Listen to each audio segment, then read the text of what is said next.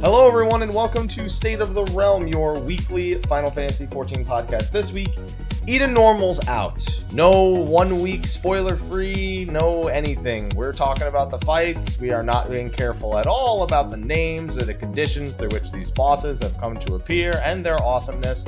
And, of course, the ultimate Primal Soken and his I don't even know what words to describe that man right now. Well, let's get started. I'm one of your hosts, Michael, Mr. Happy Pogrom. Of course, joining me is Slyh, aka Slythefox, aka Slyh, aka Greyfox, aka you, my boy Blue. How you doing? Oh, the landslides. Oh, that's going to be a fun topic. That's going to be a fun one. And if you watched last week's show all the way to the end, you know that we were going to have the same special guest, and that of our good man, Ethys Asher. Does that really make it special at this point? Listen, fine, it's not. wow. Am I really compliment? Am I really a special guest, or am I just like a? You're special to me, Ethys. Oh, thank you, Slyh. I appreciate that. Yeah. Well, what's up, everyone? It's me. I'm back again. He's back because we got more lore stuff. Although one of the lore things I really want to talk about, you're still not ready to talk about. Yeah. I mean, we can. But I'd be spoiling it for you. You know, at this point, I don't really mind. I just might not have all that much to say about it. Okay. The role quest. I did all the role quests, Slyh. Yeah, it'd be spoilers for me too, so god damn it. Well, we could discuss it on the show. We could discuss if we want to talk about it at all, because Eden's going to be the main topic. But before we get started, we, of course, have to shout out our sponsors, Steel Series. There's a giveaway now again. I've been quiet about giveaways on those while I've been focused on Shadowbringers, but monthly giveaways are back for Steel Series. Click the fly. Get out of here. There's a fly. Get out of here. They're back in the asshole. You have a dog. I got a fly. They're back in asshole. They're back in asshole. They're back for every month again. The July giveaway, I put it back under last week's episode. I put it under this week's episode when it goes up on YouTube. So be sure to enter that, and thanks Steel Series for sponsoring the show. Also, a long-time request above the chat is our patron list scrolling throughout State of the Realm. Wait. Does this mean we don't get Rap God anymore? It means I should thank new people, but probably no Rap God, Slyh. Oh, you can still podcast for all the people on that list. And besides, the list isn't formatted properly yet anyway. The list is going the whole show. That means the PogChamp season is just like permanently open. Yeah, just completely 12 months. Let's do it.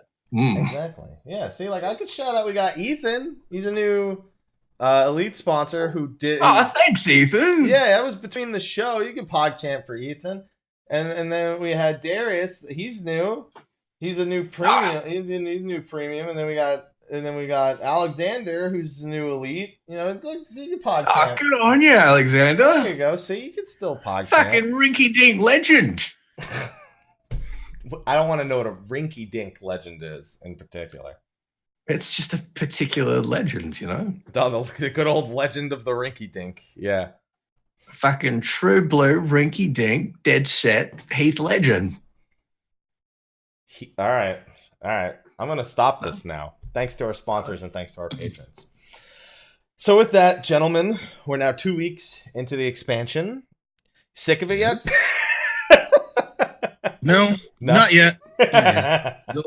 Still gathering my ass off now. Yeah. What about you, Ethys? How you feeling 2 weeks in? Confused. Confused? Why? Well, just coming into Eden, like every single line, I was like, wait, hold up. What is happening? What is going on? Are you serious? Yeah, dude. The chat was saying early on Jay's prank part 2. Yeah, right? Like, he's lost his freaking mind. He's been hanging out with the fairies, like, way too much. Funny thing with him is that he even lies to the fairies if you've done the side quest in Ilme. Yeah, he, like, tricks him into, like, making him tea and, like, doing his chores. And he's like, I really hate, like, tea and pastries. And, man, it would just suck. He just pretends he's talking to himself in his living room. Man, it would really suck if someone made me some tea and pastries. Oh, that would make me so annoyed. That would make me so angry. I would hate that. And all the pixies are like, ha, got him. And Raja's like, oh no, I hate this. Oh, I guess I'll just eat it to be polite, but I really wish you wouldn't do this every day. That's an actual series of side quests for anyone who hasn't done the side quest in Ilme. And thank the 12, my house is such a mess. It's exactly how I want it to be. I hope no one comes along and cleans it up. Even though they did fuck with the books, he's missing 3 books now. I think it's a small price to pay for tea and pastries and a clean house. He is he's on a fucking pranking spree. Like, everything about him is so underhanded. I love it.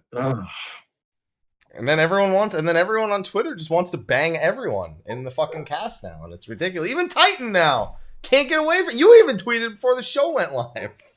Ethys. What can I say? He's like he's like Florida man. No, he's the Chad of Titan. He's the Chad of Titans. He's got that quad bike, and he's just like rolling around without his shirt on, and the ponytail, yeah. Oh my god. So that's going to be the most major topic of the show today is Eden. If the co-hosts don't mind me explaining to them what happens in the role quest, I would love to discuss that. Oh, please. Well, that's only one co-host, not both of them. Sure, go ahead. No, we should do Eden first, and toward the end of the show, we'll focus on the main topic, because I feel like the things in role quest we could probably cover in 15, 20, but Eden's the big topic this week, because there's a lot of what the fuck is going on with Eden right now. So let's focus on that first. So you both have done all of Eden normal, I'd assume. Not like it takes very long to get through. Nah. Eden's story starts off pretty immediately better than Omega's. I hate to be a downer on Omega still, because again, I really wasn't a fan of Omega's storytelling from beginning to end. That's reasonable. And this one is kind of a mind fuck right out the gate. So we're basically going on a road trip with Reen, Urian, Jay, and Thancred through the Empty, which is very akin to the Burn back on the Source in a sense, where all flow of ether has stopped, and that was what happened when the Flood of Light crashed over everything essentially. And in that giant empty space, we find a big-ass UFO by the name of Eden. Which, Sly, what does Eden mean in Fae? Utopia. There you go. See? That's so convenient. I know, right? I love it. I was like, okay, devs, I see what you're doing. Well, because Eden is referential, right? So we're like, it has to mean something else. But Utopia is referential as well. It's just convenient. Yeah. They just did it because it's like, yeah, we can make it mean something. We could just be a reference that everyone totally understands and gets, but we're gonna give it a meaning in Fae. Like we need any further meaning to the reference. I mean, to be fair, I was really glad the way they did Fae speak in the expansion overall, where they'd give you brackets. They'd say the Fae word, just give you the brackets, and I really enjoyed that. Yeah. So I was a big fan of that. So they're treating Fae with a lot of respect as a language, like more so than I feel like they have with previous languages. Or listen, ever since the text on the minimap in fucking 1.0 and from 1.0 through 2, like they've never treated any language or any dialogue with respect until now, as far as I'm concerned. Yeah, looking forward to that Encyclopedia Eortia 3. So dude, there's gonna be a full fucking dictionary of Fae words in that fucking thing. Yep. Oh man. But we go out there, and Urianger J very quickly identifies this was probably the first Sin Eater. He suspects it's the first Sin Eater of some kind. He has no proof. He literally just goes... It's misleading to call it that. He suspects that there was a first Sin Eater insofar as like there was like a singular entity, a singular like focal cause of the Flood of Light. He's not saying that Eden is a Sin Eater, but he's saying that Eden is like the origin of the Flood of Light. And the direct force that Minfilia stopped with 4 out of 5 of the Warriors of Darkness 100 years ago. Yeah. Which, you know, geographically makes sense, considering they just went straight south from where Minfilia met the Flood. Find that quite reasonable.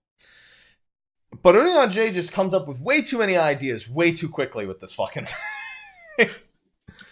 He's like, oh, yeah, we could just do this to save the world. And everyone else is like... What? Yeah. Well, I mean, first of all, he's like, well, we could just like set up these... set up an Ethernet and just like teleport inside it. I'm like, wait, hold up. We think this thing's like organic, right? We're assuming this thing's like a monster or something. He's like, yeah, we'll just teleport inside. I'm like, what are you expecting to find inside it? Like, innards. And he's like, yeah, and we'll just interface with it, and Reen can just like control it because you know, it's like something she could probably do. Like, what? Well, he's like, well, if Minfilia was able to stop it, then Reen can probably reawaken it and control it.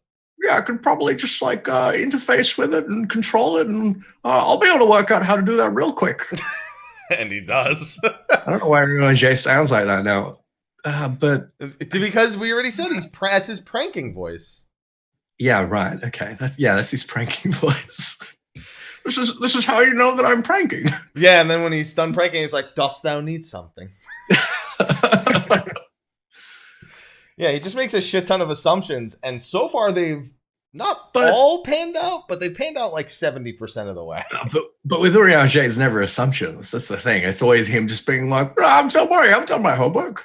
You don't need to worry about it. You don't care. You can't read anyway."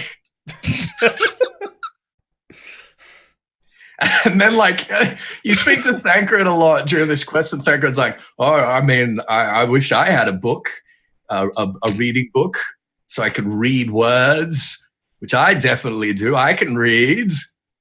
I'm here with Urianger J. Urianger J, dost have any books thou?" No. Fellow reader? I was going to bring those 3 books, but the pixies took them when they were cleaning my place. Unfortunate. Be so confident in your bullshit, everyone believes it. A TED Talk by Urianger J. Pretty much. It all worked. Yeah, I mean, it all worked. Like, we teleport inside and then immediately get Eden Prime. And I was like, excuse me? Yeah. Like this is supposed to be... Yeah, this is supposed to be like turn 12, not turn 1. The heck? I mean, they know, like, they were like, okay, they're expecting Eden to be the last boss. And not to say Eden still couldn't be the last boss, to be fair. Like, we have control of it for now, but, you know. But there's room for other shit. There's a lot of room for other shit. Which is still possible, like, looking forward to. The PogChamp that we all had seeing Eden Prime first thing, that's a PogChamp like 6 years in the making. That is quite a bamboozle by Yoshida-san right there.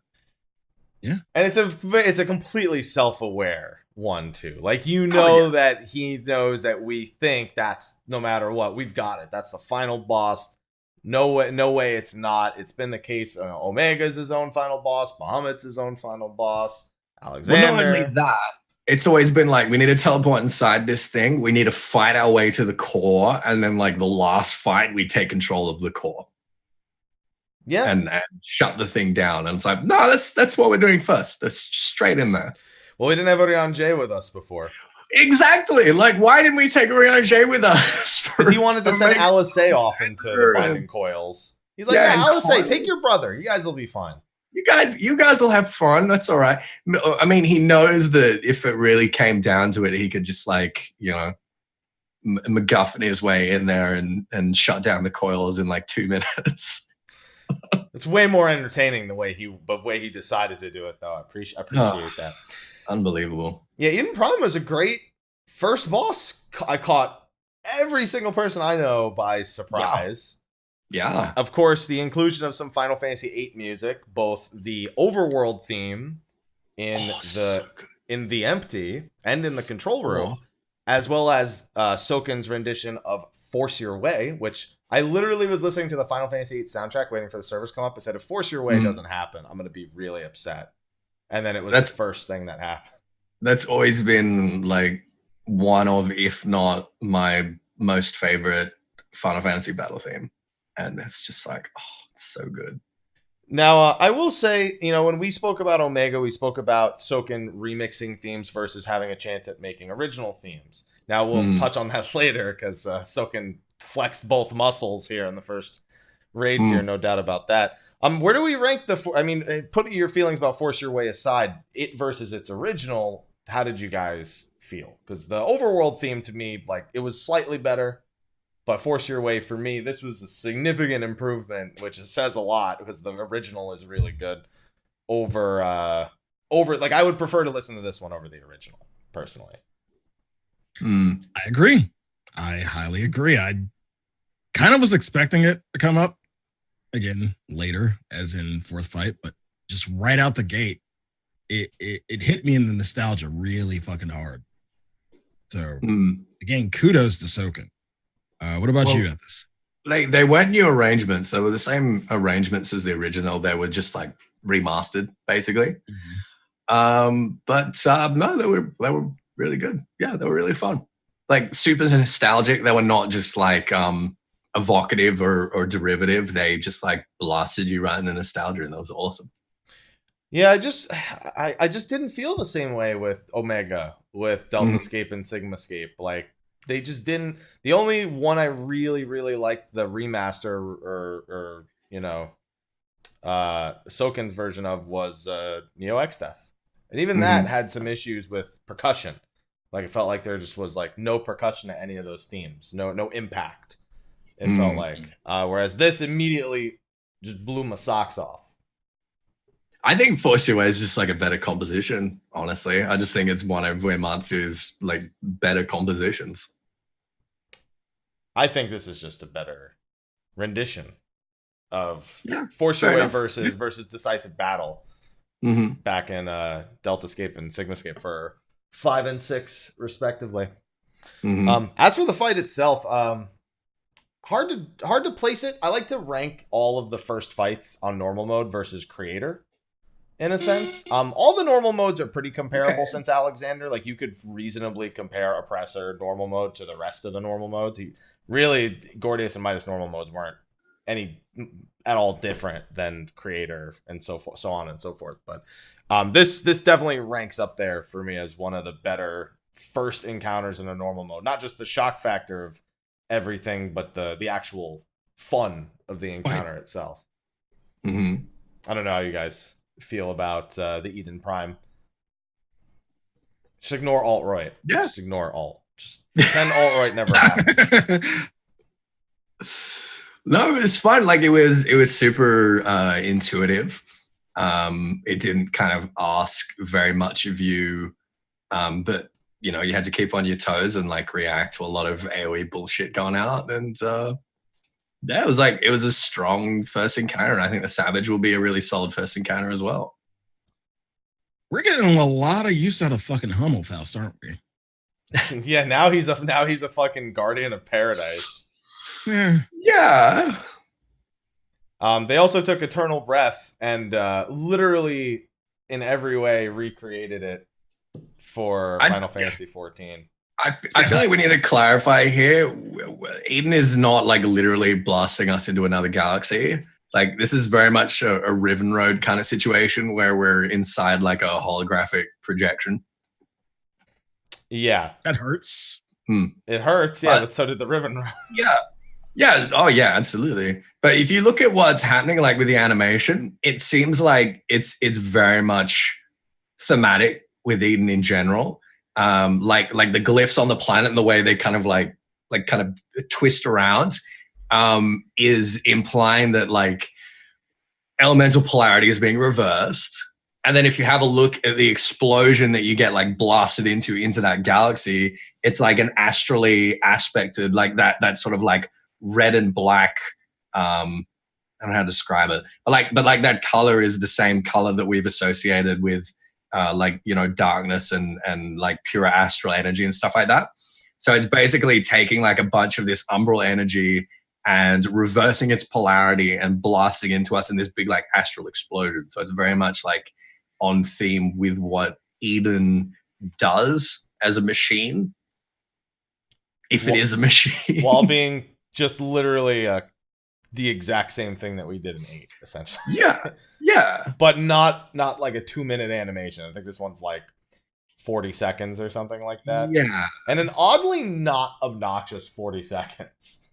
I don't know how they took a 40-second ultimate attack and made it not obnoxious. Although I would have been amenable to the whole 3-minute.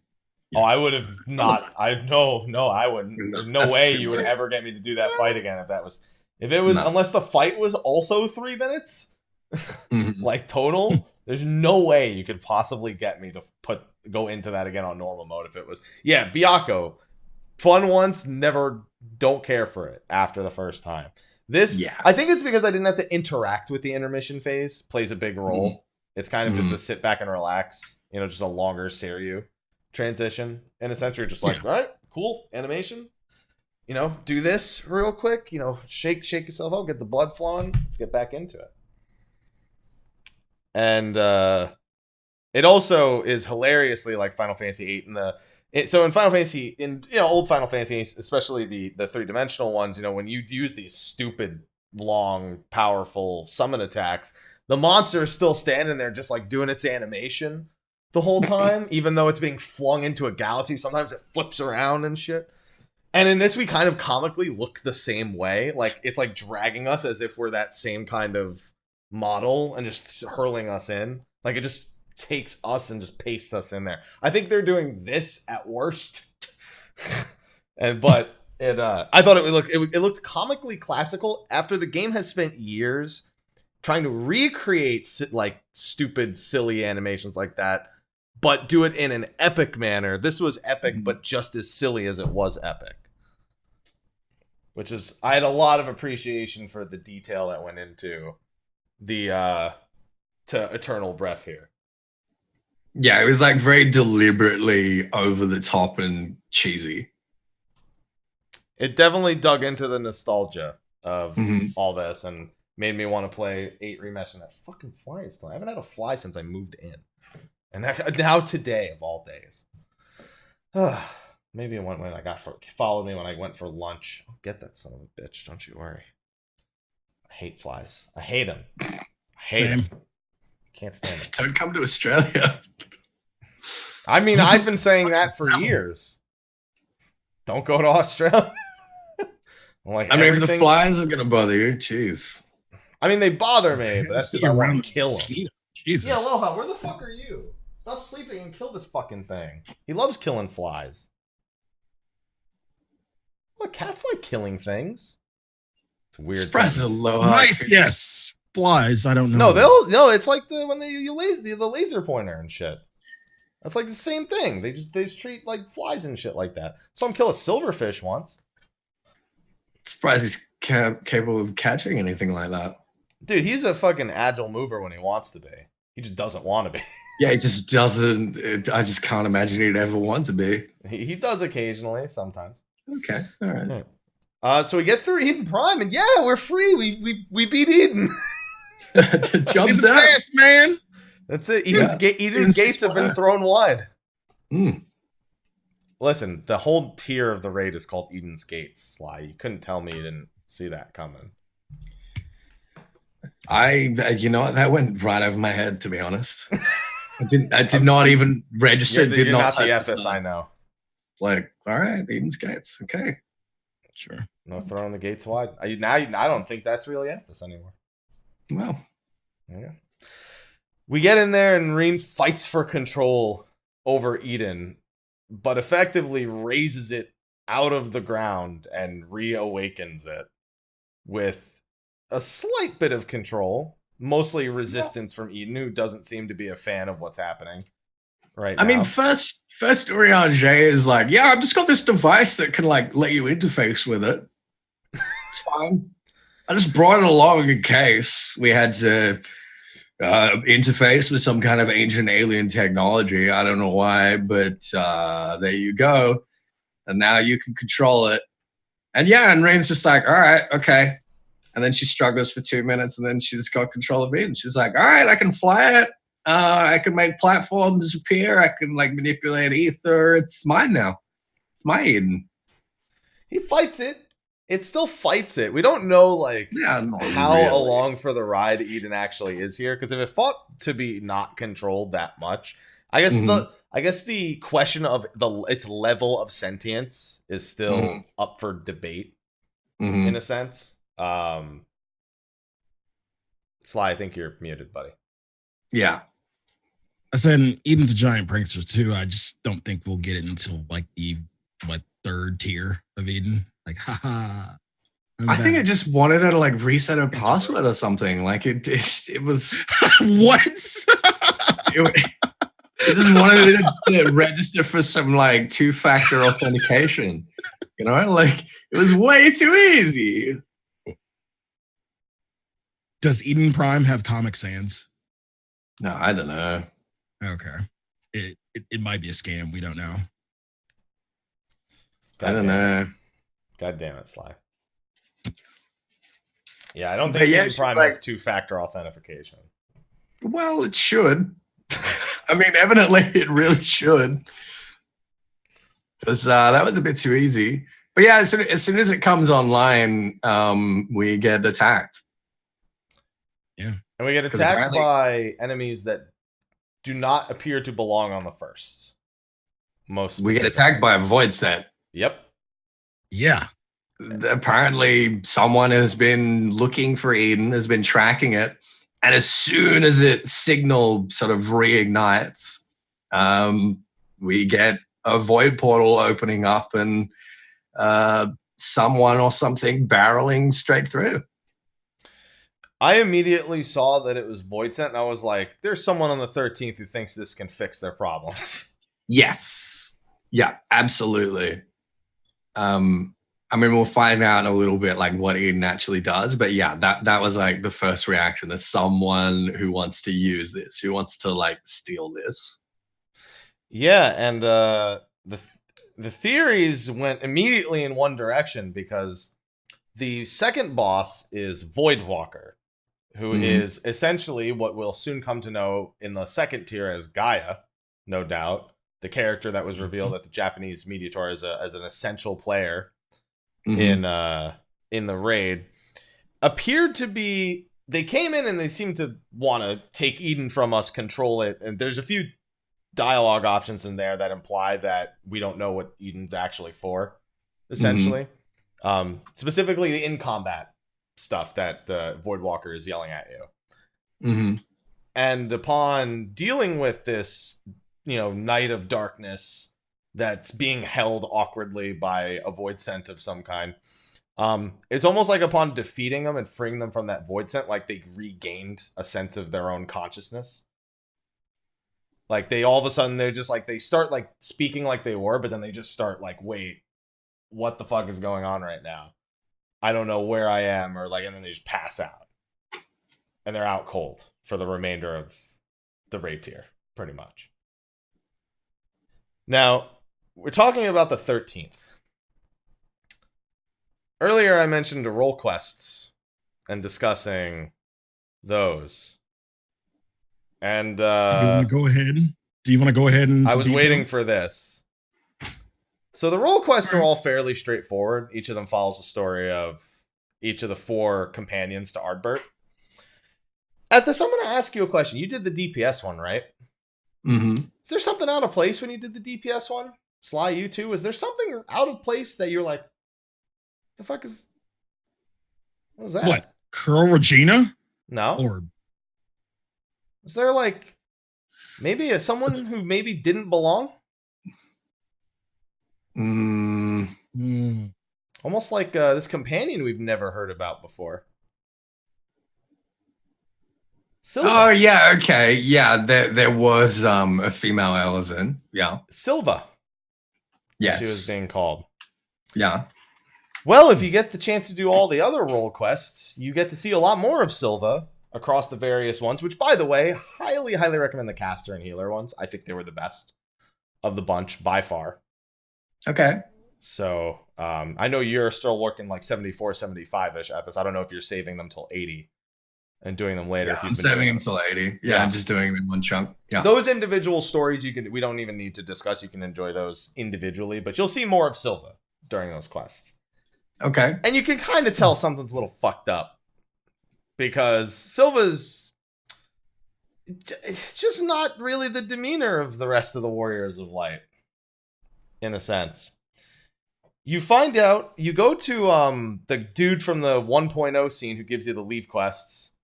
His name escapes me right now. He's the head of the inn in the Crystarium, or the tavern.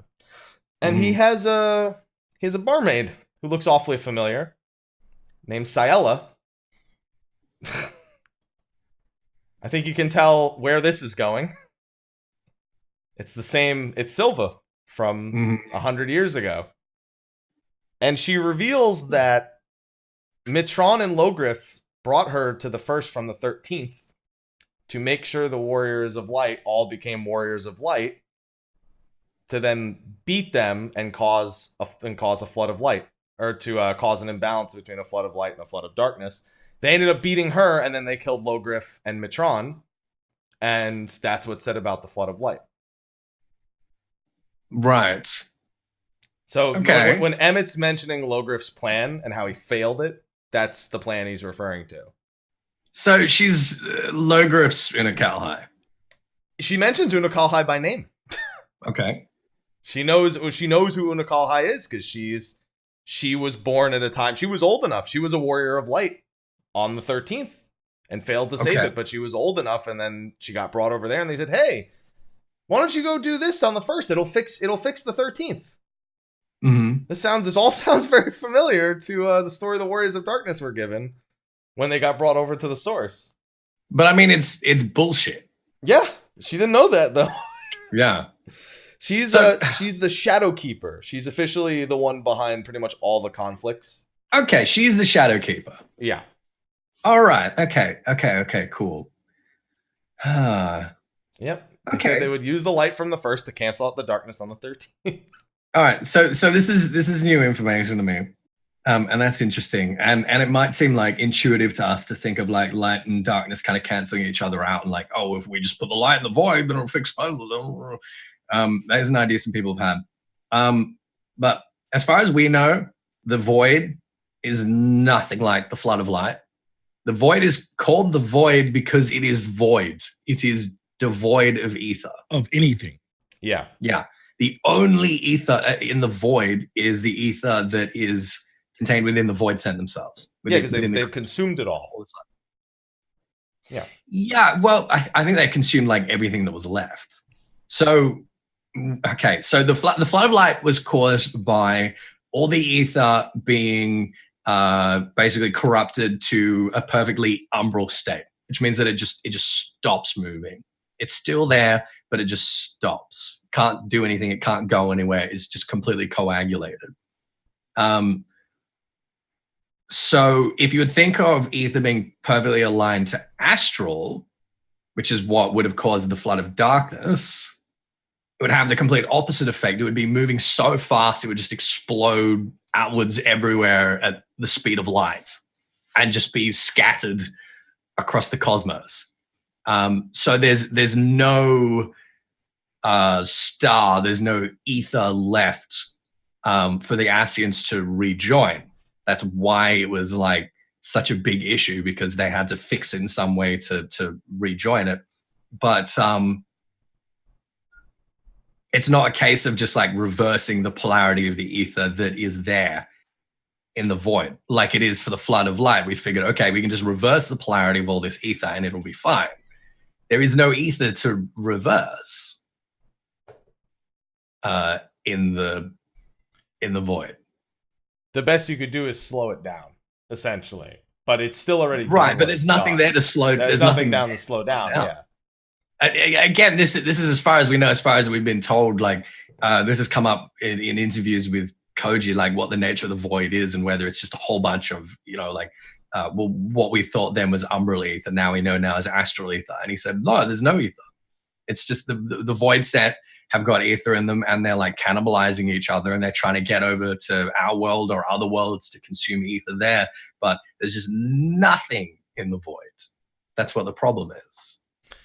Which is why Emmett was going to take G'raha and go back in time and fix that shit if he had been allowed to. Right, yeah, exactly. But now we got this Void Walker coming, and we know about Eden having this power to reverse polarity.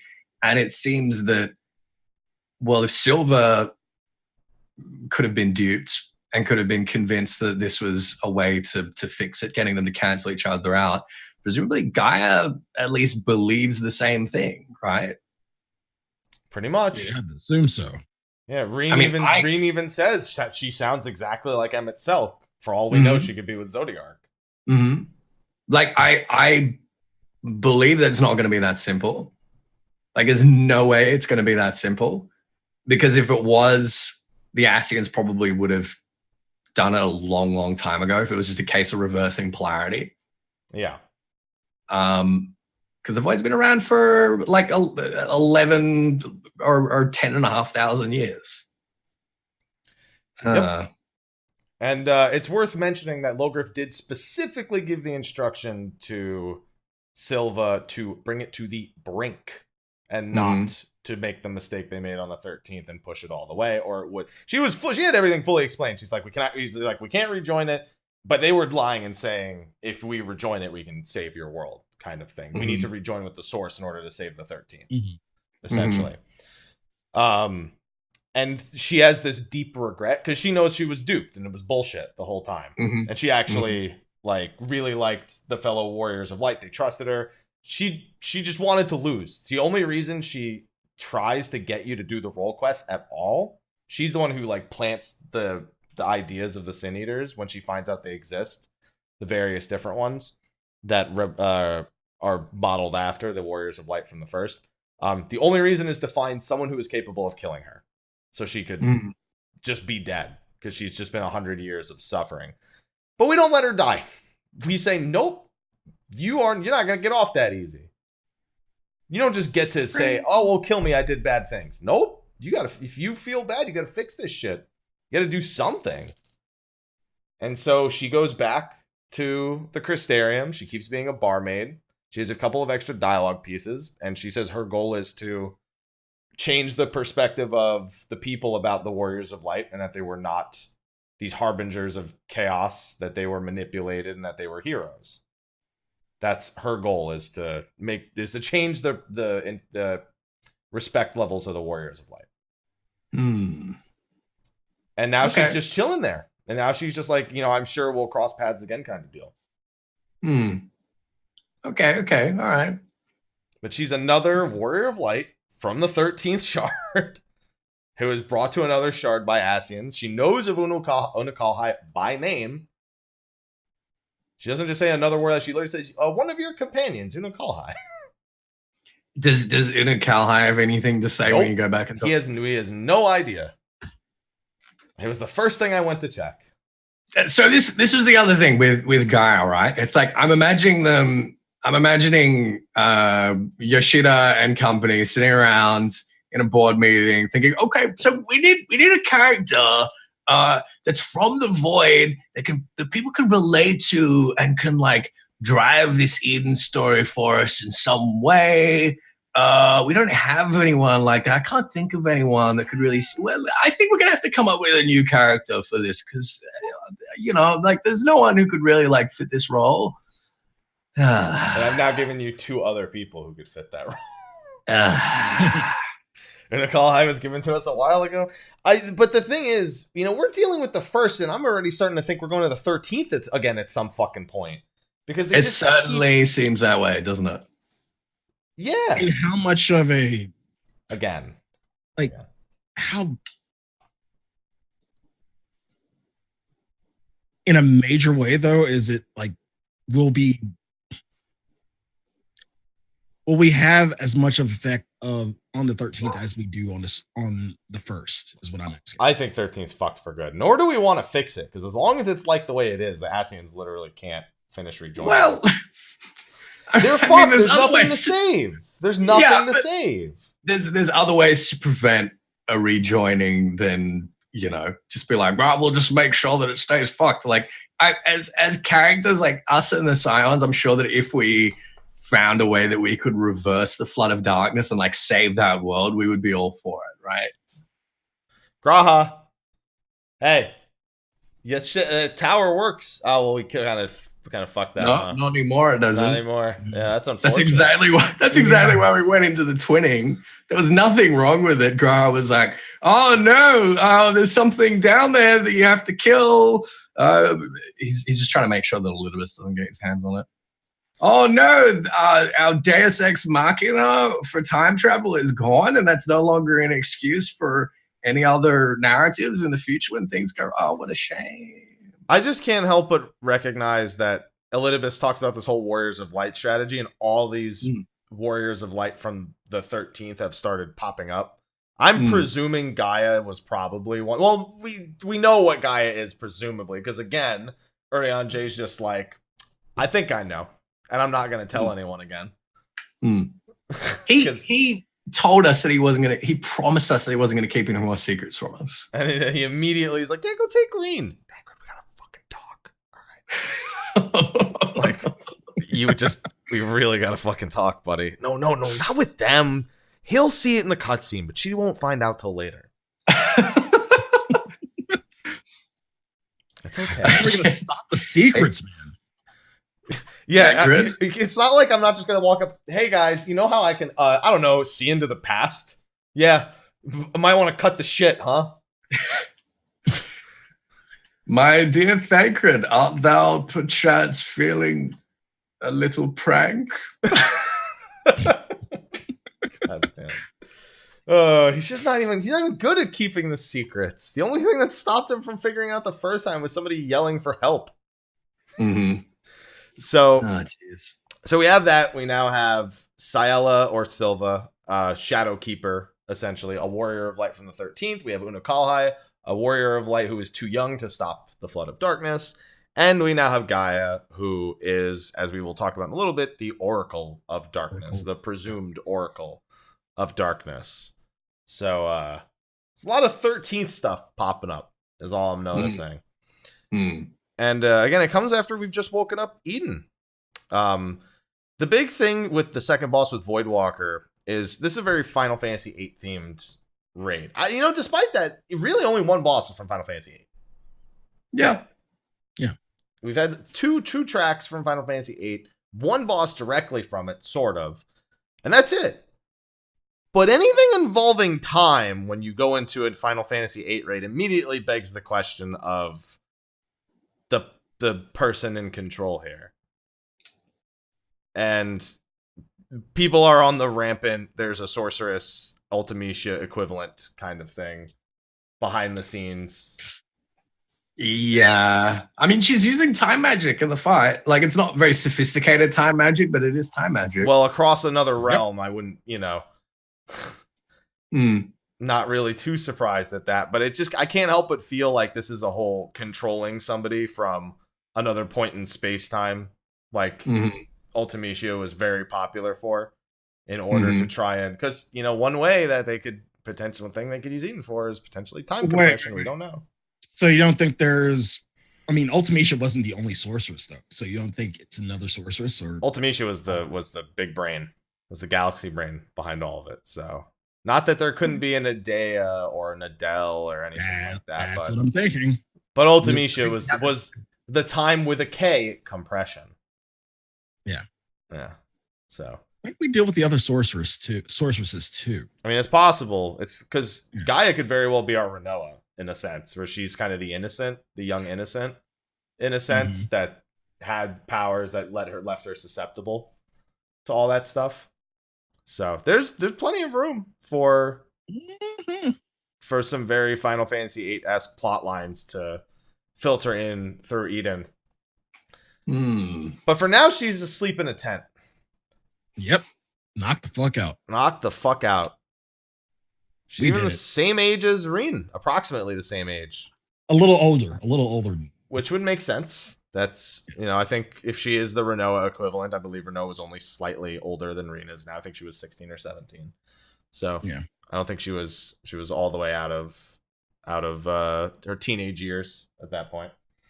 I'd have to Google it though. It's been a while since I've played 8, and I don't really keep up with every character's age like some people do. Reen I only keep track of because people say some weird shit when you say Minfilia, and I'm like, yo, you need to relax. This isn't Minfilia. Can we not go down that fucking rabbit hole, Twitch chat? Yeah. You guys are getting really fucking weird, and it really needs to stop. Please. Save it for the bun buns. Save all your love for the bun buns. Yes, save for the not 15-year-old bun buns. Yeah, save it for the 300-year-old bunny girls. Yeah, that's more. There you go. Go a little bit more mature, please. Yeah. That's why you pick Takemi. All right. That's why you pick Takemi or Becky with the good hair. All right. So with that, see, Ethys has no idea what I'm talking about, and Sly's like, yeah, that's Persona 5 joke. That's why you bought boy. That's a Persona, yeah, because they're like 2 of the 3 adult choices you can make in the game as the teenage boy. You damn straight. Oh, jeez. There's only one choice. Well, there are 2, but yeah, no one cares about the reporter. Just no one cares. All right, so she passes out, and now Ordeon J comes up with another one of his crazy plans. Oh my god. This man is such a stretch. It's ridiculous. This plan was so, well, it worked. The execution. Were we on drugs? No, just Oreo J. No, dude, listen. No. Were we on drugs? No, listen. Getting one step too far ahead, I think. Here's the long pull. Okay. Here's the long pull. Oh, God. Yo. Listen. It's going to sound crazy, but if Titan had a car. I'm just saying. No, wait. What? Wait. What if? What if they had an ATV? Okay. You got a 4-wheeler. Get it? Because Earth I get you. is like, it's got 4 wheels and you on the mountains. But what about Leviathan though?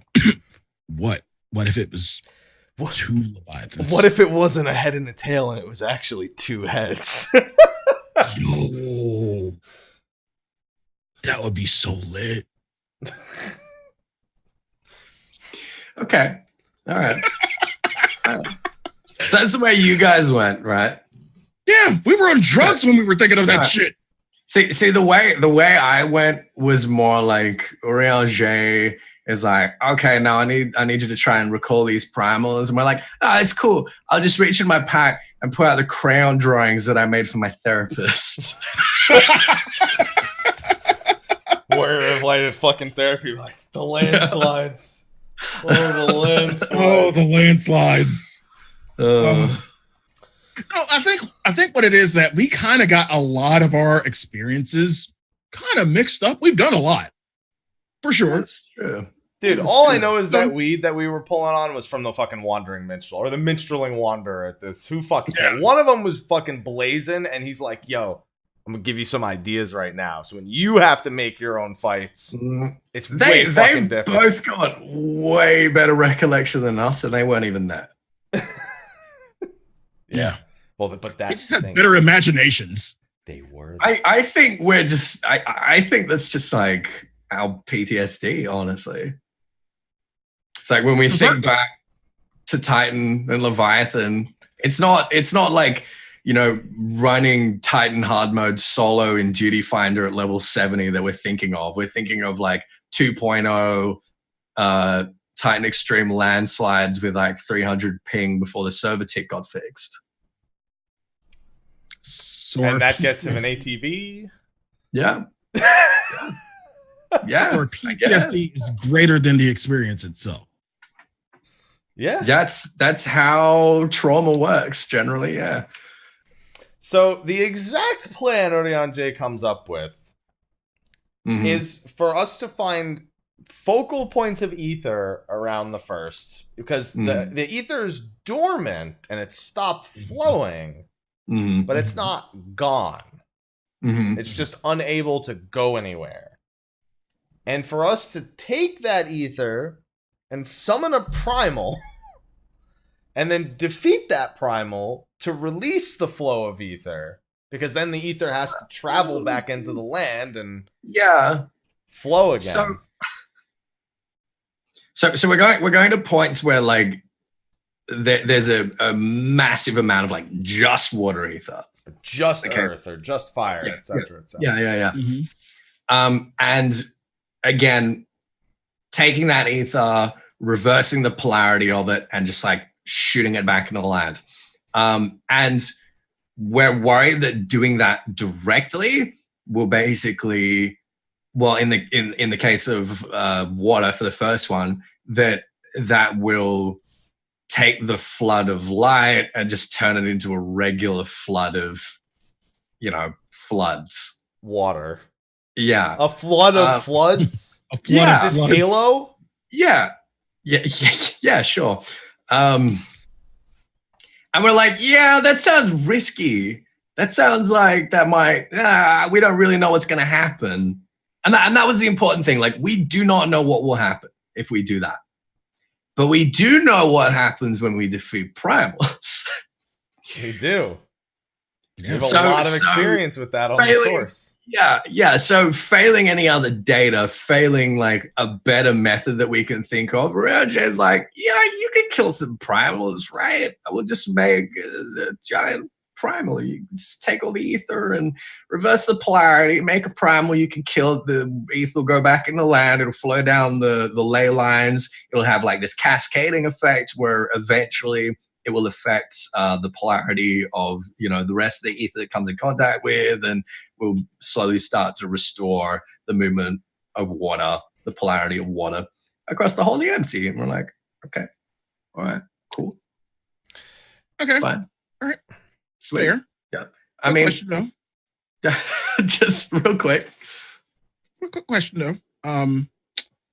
We are in the empty, correct? As in, like, the flood of light pretty much destroyed all life outside of, you know, what we noticed, Norvrent and everything. Yeah. It's uninhabitable, yes. Okay, perfect. How's there a fucking coral reef where we are? I was really surprised that that wasn't just completely covered in dust.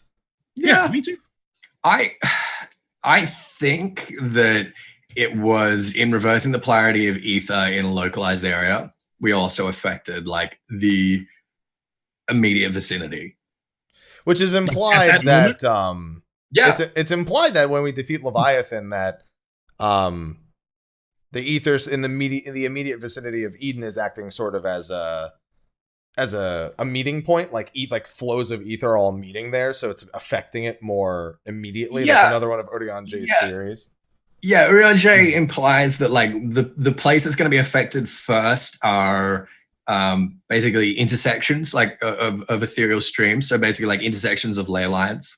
And what that's going to look like basically is that this sort of oasis we're at, there's going to be a bunch of them kind of like dotted around through the empty, and eventually they're going to kind of like flow outwards from there. Well, chat's saying they aren't actually in the empty during these encounters. We're going to locations out of the empty. No, we're still in the empty.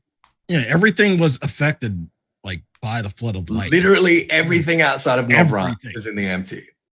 We're still in Norvrent, according to the dialogues at the beginning. No, we're outside of Norvrant. We're just in places that are like in relation to Norvrant. Let me see if I can find. I know Jay mentions specific places. He gives exact names. Yeah. Let's see. Okay.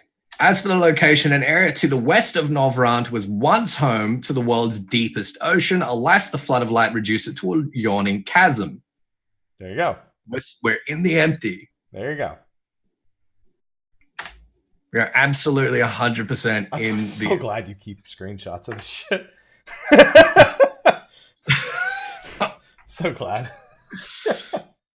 I was just saying with in the empty that just have a lot of dormant ether of a particular element. Like the ether is all still there. It's just in perfect umbral polarity. We're taking it, we're reversing the polarity, we're making a primal, dropping it there, killing it, letting it flow back into the land. Remember how last week we said how we can't summon primals on the first? Well, this is backed by Eden. So I don't think they are. I don't think they are primals so much as they're like giant superpowered eggies. Oh, so don't give me glamour. Don't give me that look. Don't give me that fucking look, dude. We got eggy glamour. Say word. Say fucking word. The eggy glamour. Imagine getting a little Titan eggy on a quad bike. That'd be amazing. So the primals got it. Yeah, they're basically eggies. It's a big ass eggy. Yeah. Big ass eggy. Yeah. Pretty they much. Hit hard like primals, they're primals. That's all I need. Well, our method for producing them that Oriange talks about is basically like the same as an eggy. We imagine some shit. We say, good luck. I mean, it specifically referenced the reason why they appear different is because we don't have an exact recollection of the legends like the Sahagin and the Kobolds do from the source. It's like they have like all of this belief and all these people who have an exact identical image to one another who created it from scratch. We just have their projection. Yeah, we just have the experience of fighting it. Yeah, we don't have the experience of bringing it forth in a specific form, in a sense. Yeah. Also, we have exposure to, again, how it's like explained in the Summoner Curse. We have exposure to its like essence as it's dissipating, gives us an idea of its ethereal blueprint, blah blah blah. Yeah, I mean they are primals that we're fighting, but I think if we're going to be technical, they're more like eggies than they're like most of the primals that we fight. Well, if fucking Leviathan Eggy's gonna have 2 fucking heads, then scary shit. I guess we kind of skipped over a little bit because we were talking mostly about the lore aspects of it. Going back, because we're gonna ask the same question about Leviathan. Voidwalker. Mm-hmm. Again, we gotta kind of judge these normal modes. I think if I had to put the weakest one, I think it probably would be Voidwalker. Not for any particular reason, just for me, probably the least impressive of the bunch. Like it had a grand trio of other fights to stand up against. True, but in terms of mechanics, I think the potential is there for it to be the best one in Savage. No, I don't know about that. Because, when we get to talk about Leviathan to me, fight-wise, was just a really big fucking dummy with mechanics.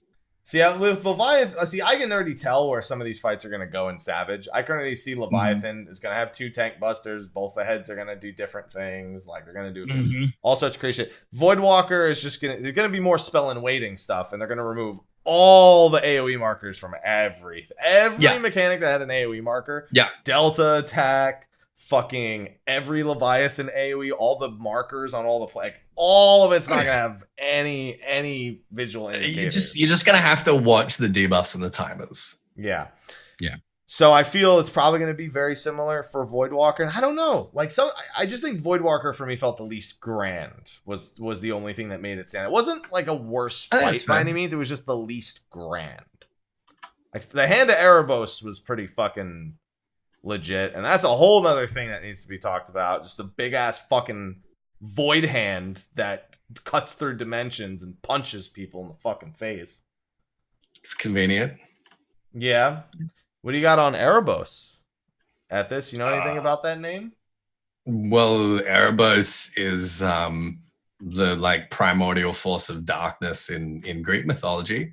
It sort of came before the Titans and any of the gods. So that's the reference there. I don't know if it's going to be a void scent per se, or it's just going to be like Gaia's control over astral ether. Who knows? God, I need this. This is one of those things I don't need to wait 7 months for. Yeah, please. Like, can we have a little bit more? Yeah. Then we get to Leviathan. I can tell Sly's thoughts on the Leviathan encounter. This one was the most, for me, obviously toned down from its Savage equivalent. Because it was the most obvious to see way things would be different in Savage for me. Versus the other fights where I'm like, there's going to be things that didn't even exist. Like, half these things won't even exist. Like, there would be completely different versions of them by the time we get to Savage. You have to. I feel like they have to do a lot to make that challenging in Savage. They had to add quite a few things, and I can see the potential for, like you saying, like both heads do something different. Like I can definitely see the potential for it to be difficult, but from like a normal aspect, that shit was just a dummy. I still had a lot of fun with that fight, and there's a lot of people who me too, don't know how undersea quake works. Oh, you learn pretty fucking quick how undersea quake works. Yeah, you do. Yeah, you do. That was fun. Yeah. I'm like, oh, look, it's gonna hit the middle of the arena. Okay, well that's easy. Yep. We didn't bring a red mage, guys. That's a problem. Okay. All right. There's no red mage. We are starting over. There we go. I don't know. I felt like the fight was grand. The music incredible. Soken got to flex.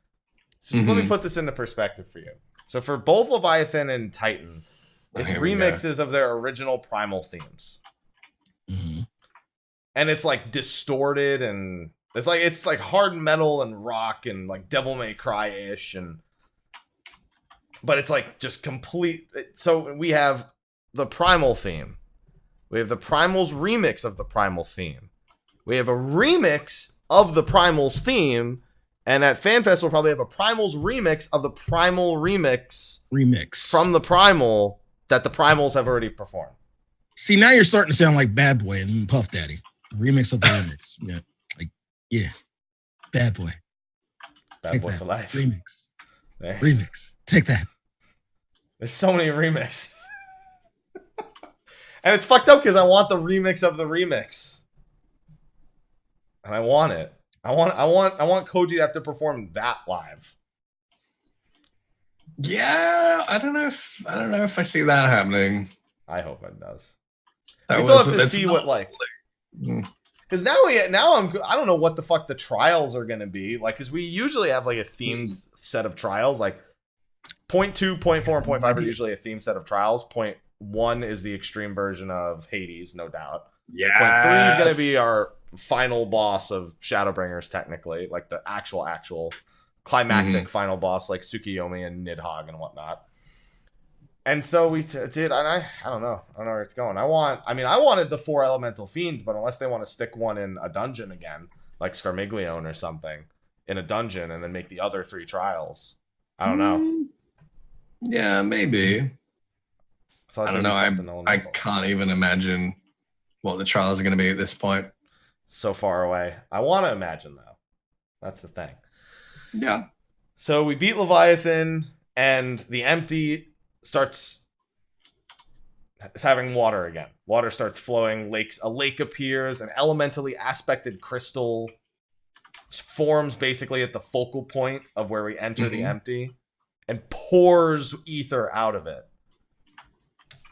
Then we decide to go and visit Titan. As soon as you saw the word sepulture, you were like, here we go. Fucking stupid. Let's put this into perspective. Titan has a 4-man normal, an 8-man hard mode, an 8-man extreme, an 8-man ultimate, and now an 8-man savage. That's now he just needs a 24-man, and we're all good. We love Titan. They love Titan. I love Titan. Yeah, it was a great fight. It was a really, really fun fight. Oh, you think you know landslides? No, you have to stand in front of this one. Like, oh, let me just get to the side. He's about to do a fucking really big landslide. That was another dupe that was, 6 years in the making. Debated. They knew exactly what they were doing when they put an attack called Massive Landslide. Of course. You're like, oh, don't stand in front. The jokes stand in front. Dude, Ariane J's got to be in on that prank. Yeah. You reckon Ariane J teleported down before we fought Titan was like, now, if you want to beat this guy, here's what you have to do. All right. You have to tell him that you're going to landslide and then attack everywhere except for directly in front of you. Fucking Titan. It was a really fun normal mode fight. It was awesome. Yeah. Solid remix. The arena being broken down into the 16 squares and seeing some of the iconic skills but used a little bit differently. Mm-hmm. And then he gets on a fucking ATV. An all Titan vehicle.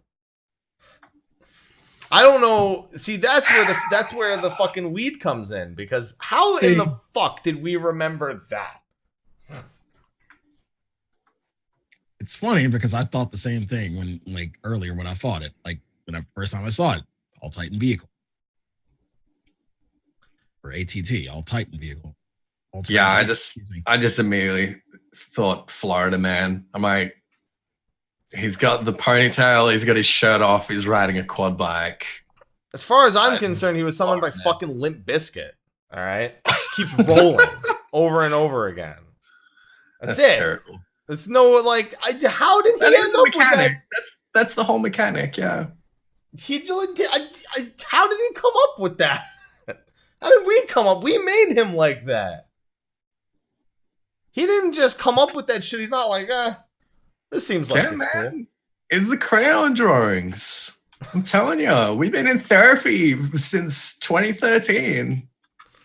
Things get a little bit muddled. Listen, I'm not complaining of the way it is. I just don't know how it got there. How did we think of Hecatomic here from 13 and that kind of made its way onto Titan 2? Because it's not a normal fucking. What were we thinking? Dude, I'm hoping that Orion J straight up asked the Warrior of Light, after he'd beaten all 6 of the original aspected primals that we fought. Yeah, I hope he asked us to be like, at first I thought you just had an imperfect sense of the magics to bring forth a primal, but I can't help but feel like you wanted them to be different for a challenge.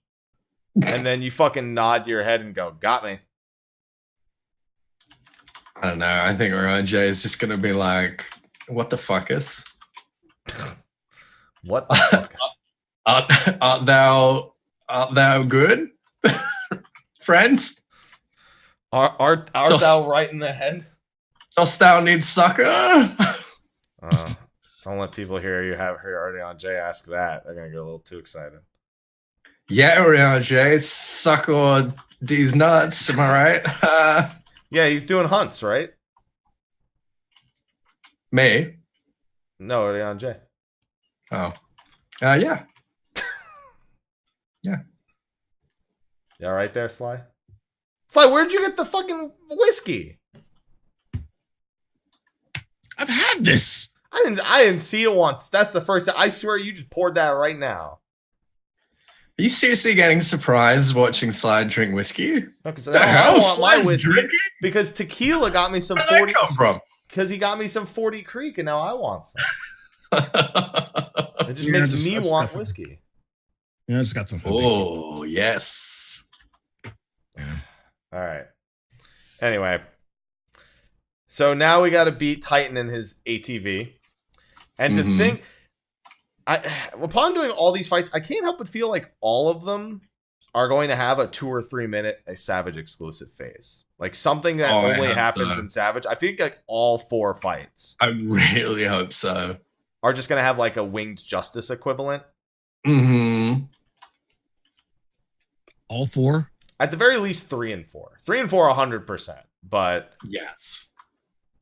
1 and 2, I mean, no doubt there's Savage exclusive mechanics, but we were told to expect something different from what they did before, and what's different than 1 boss with a Savage exclusive phase? 2 bosses with a Savage exclusive phase. What's different than 2 bosses? 4 bosses with a Savage exclusive phase. And I'm not talking about checkpoints or anything like that. I'm talking literally 1 pull, whole thing, bonus shit. Yeah, well, Yoshida said they weren't going to do the checkpoint thing anymore, right?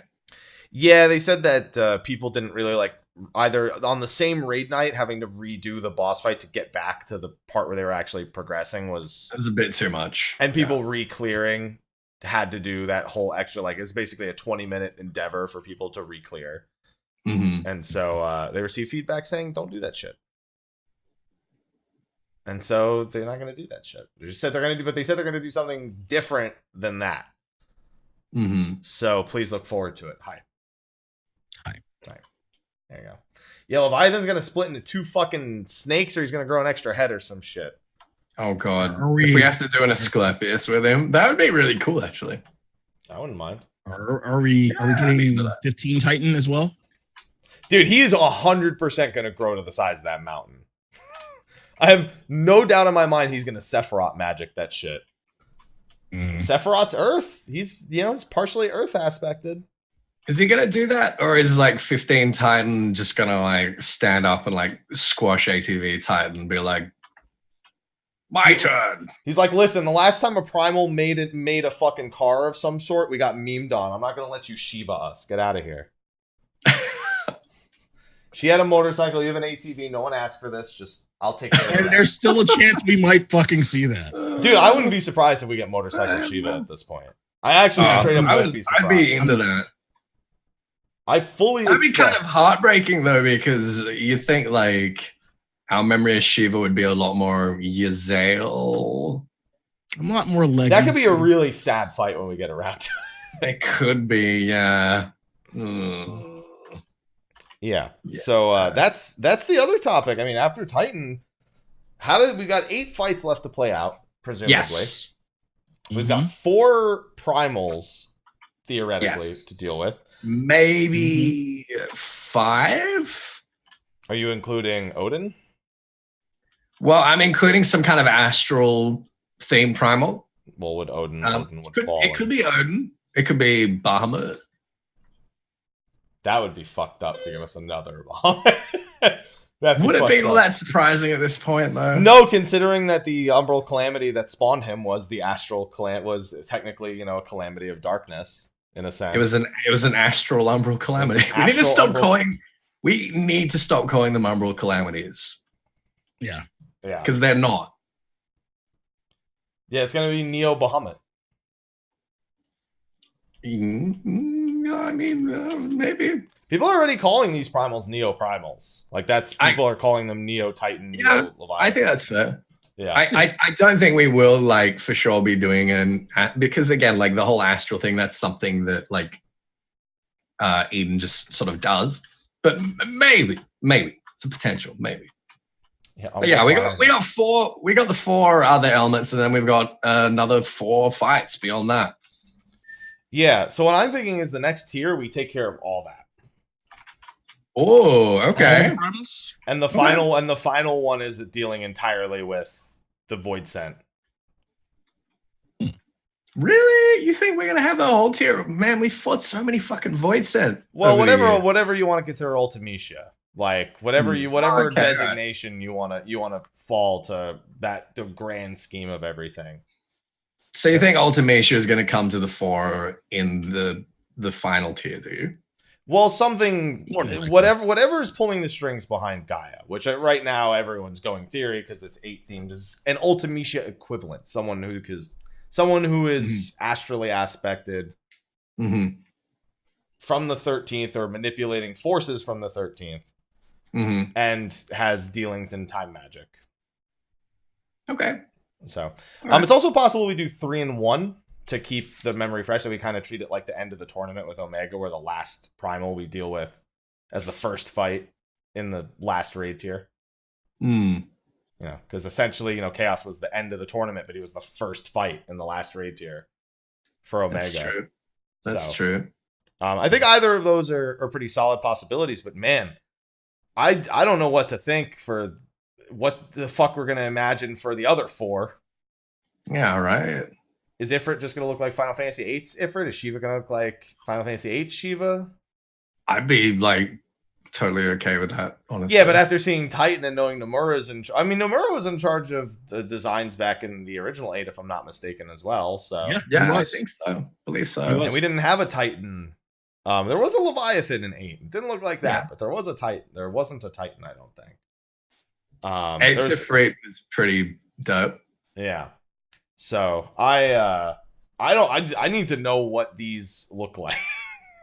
I need to just know after Titan. I just need to know what everything is gonna look like. He could be like, "Hey, listen, you guys probably already figured it out. Here you go. This is what they're gonna fucking look like." Just show us. Just show us. He already showed us Gaia. Literally, they could have not shown us anything for Gaia. That's true. And we wouldn't know about Hammer Girl. That's true. Yeah. You get Ifrita. Oh God. If you haven't played World of Final Fantasy, there's Ifrita, who's female Ifrit. There's Shiver, which the irony of a male Shiva terrible. The irony of a male Shiva being Shiver, considering the inspiration that created Shiva in the first place, it's terribly ironic. And then and then there's Ramul, which is Ramu's granddaughter. Oh, come on. Oh yeah, Chivalry. Shiver was the dark version. The male one was Chivalry, like Shiva and then Lori. I see. Oh, I get it. Okay, that game is so fucking dumb. It's so good. It's so dumb. It's literally they just went browsing through Final Fantasy fan fiction forums and was like, "Well, okay, that looks pretty good." Hey, what if all the protagonists were friends? They all hang out together and they were chibi, and then they caught monsters like Pokemons. And they sat in their heads.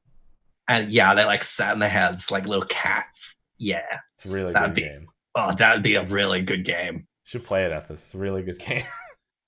Yeah, I know. I have it actually. I'm gonna play it one day. It's just really fucking stupid. Don't worry, the protagonists are smart for all of 10 minutes, and then they're Sora levels of dumb for the next. Well, that's most Final Fantasy games. That's true. Yeah, you trust me when I say you're not ready for Tama. Oh God. Okay. All right. Well, we'll get around to it. Tama talks. That's why I can't play it. Right. When you'll get used to Tama the right away. I think you should figure out from that what Tama does that you're not ready for. No, I'm stupid. You ever heard of a speech tick? Yes. Want to say that sentence Tama's back? got an impediment. Yeah. Then Ethys, you would be the stupid. Yeah, you'd be the stupid. Oh no, I've seen this. Yeah, I saw this character. Yeah. Dude, you can't get over what the honk from Lon. We got a Hall Heine. We got some great quotes in my Twitch chat from that game. We got a Hall Heine. What the honk? Oh, it's all butt. That comes from Snow from Final Fantasy 13, to be fair. Again, this is terrible. Anna Crow literally goes, "I'm God, XD." I forgot. I always forget about fucking Anna Crow. I'm God. Aloha, what do you want? He's not. He's not entertained. You were talking about God, and Aloha was like, "You rang." Yeah, pretty much. That's how cats feel. Yeah. Just look at the fucking Egyptians. Yeah. So now we've got Earth aspect and Water aspect back. We've got We've got Gaia out cold still, but we're trying to get her a bed in the Mordsuk instead of out in the wasteland where there's probably no good chance of her recovering. Mm-hmm. And Reen's tired. So we got to stop for now. Surprisingly, yeah. I like how they're like, hey, Reen, this isn't safe for you to be out here. And then they're like, we're going to stay out here. Wasn't it already established that no one should be out there for that long, even if a little bit of ether's returned? You think Urianger didn't like bring along some crystals of various aspects? And nah, he's fine.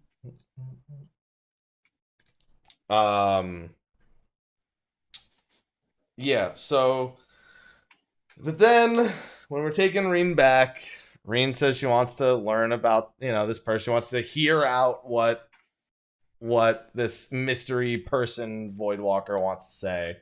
Mm-hmm. We then cut back to Urianger and Thancred, and they're like, can you keep a secret? She's the Oracle of Darkness, huh? Damn. Whoa. Shit, dude. So yeah, with Reen being the Oracle of Light, right out of what feels like the Ascian playbook, we now have an Oracle of Darkness. Yeah. So what do we think this actually means? I think it's bullshit, to be completely honest. In what sense? I don't think she's actually an Oracle of Darkness, like not in the same way that Reen is, because Reen's an Oracle of Light, and what she actually ended up doing, for the most part, all she really did was encourage people, fight, and locate Light Wardens. She could also help control light aspect of ether, like the hero. Well, let's forget about Reen for a second. Let's talk about Minfilia. Like, what is Minfilia, and what's the significance of her being the Oracle of Light? Well, she used her power to stay the flood of light. Okay. Yeah. She can, and she has like basically very strong control over umbral ether. Yeah. As is displayed when Reen uses it to stop us from becoming a Light Warden right away. Mm-hmm. So, and she was apparently like originally gifted this power by being given a sliver of like Heidelin's power, right? Minfilia was. Yeah. As the word of the mother. Mm-hmm. So there are some concerns at the moment from some people that are like, oh, so this is like a bit of Zodiac. This is like the kind of Zodiac equivalent of Minfilia. Which is a legitimate concern. But I don't think that is the case. Because Zodiac, the whole point of like the Sundering and all that is that Zodiac can't like act in the way that Heidelin can. Can't like give people these powers and doesn't have that sort of agency. But I think we need to look at the Oracle of Light being called the Oracle of Light because she halted the Flood of Light. And the Oracle of Darkness has got to have something to do with the Flood of Darkness and something to do with a quest, an ambition, a goal to prevent or stop or reverse the Flood of Darkness from consuming the 13th shard. So I think either there's some kind of like pandemonium fortress in the 13th that we haven't known about, like some little surviving bastion of people that have somehow escaped the flood. And there's an Oracle of Darkness working to try and reverse it. And seeking out Eden for that purpose. Or else it's some more time travel bullshit and she's being sent through space-time to find a way to prevent it from happening in the first place from, 10,000 years ago. Is it going to be a Grahatia from a future where he landed in the 13th instead of the first? Uh-oh, I said it and Ethys started thinking about it. No, absolutely not. Fuck that. No. Do we have to go destroy another intergalactic time machine? I hope that it's not. I hope that it's not more time travel bullshit, but if it is, I can definitely see it being something like, okay, this is the Oracle of Darkness, as someone who's been tasked with traveling through space-time to find a way to stop the flood of darkness from consuming the 13th shard. If it's not that, then it's got to be someone from our time period who thinks that they can use Eden to reverse it in sort of the way that we were saying before, thinking that they can like reverse the polarity of ether in the void without realizing that there isn't actually any fucking ether left to reverse. So I'm gonna be one or the other. So I'm gonna present another theory to you that kind of plays to your bastion of survival. Erebus, you said, was the Greek hell. In a sense, or the Erebus is a name for one of the Greek hells, and it's named after the primordial ancient force of darkness and like the genesis of the world. What's Tartarus? Well, Tartarus is another one of those hells. You see where I'm going with this, right? Yeah, we see where you're going. Yeah, I feel like it's a bit of a stretch, though. You think that Tartarus is what, like a portal? Like you can travel through Tartarus? Well, yeah. I mean, we've traveled through Tartarus before. We've been sent through it. And I brought it up last week that it's, again, even on the first, it's a known thing. Mm-hmm. So we first heard about it on the source. And again, the Ronkins, like the Gaugans, were both aware of this existence and were able to manipulate it. So, so what you're saying is it's not limited to each individual shard. No, Tartarus definitely seems like something that exists in the rift between worlds, or it's something on the 13th. It's one of the two. It could just be a synonym for the void, you know? Yeah. Because you can access the void from it's not like you have to travel through other shards. It's not like to reach the 13th from the first you need to travel through the source or anything like that. It's like they're all kind of like pressing up against one another. So you can access the void from, as far as we know, you can access the void from any of the shards. Well, so it could just be a part of the void or a synonym for the void. What happened? It could just be like a part of the void or a synonym for the voids. I don't know, man. All I know is two ancient dead civilizations to reference Tartarus and have technology that gives them a link to it. And have the same name for it as well, which is interesting. Yeah. That's the big thing. The fact they both call it the same thing. Like Eorzea and Novrant can't even agree on the names for Astral and Umbral, you know? Yeah. So they can agree on Tartarus. It's like I'm just saying. I at least want I just want Tartarus in people's minds. Mm-hmm. Its actual relevance is, question. Up for question, up for debate. Agreeing, disagreeing, whatever. It might be a name for the interdimensional rift. Because the interdimensional rift is normally, like in most Final Fantasy games, is just referred to as the void. And since we've established that the void and the interdimensional rift are two very, very, very different things, in 14, maybe Tartarus has something to do with the rift.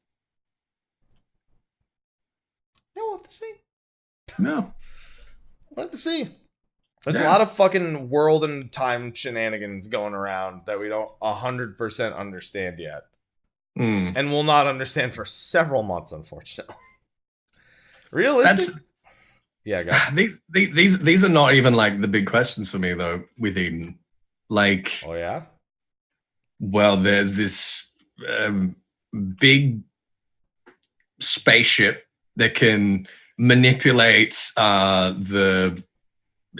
basically the constituent like aspects of ether on a mass scale that's clearly not from Novrant. It's clearly like it doesn't belong on the first. It's not from that world. We have no idea where it came from. We have no idea who built it. We have no idea what purpose it was meant for. We have no idea how long it has been there. We don't know if the Ascians know about it.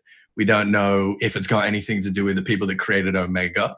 We don't know if it's from, this sort of multiverse of the shards, or whether it's from somewhere like outside of that entirely. We don't know whether it's from a different time period.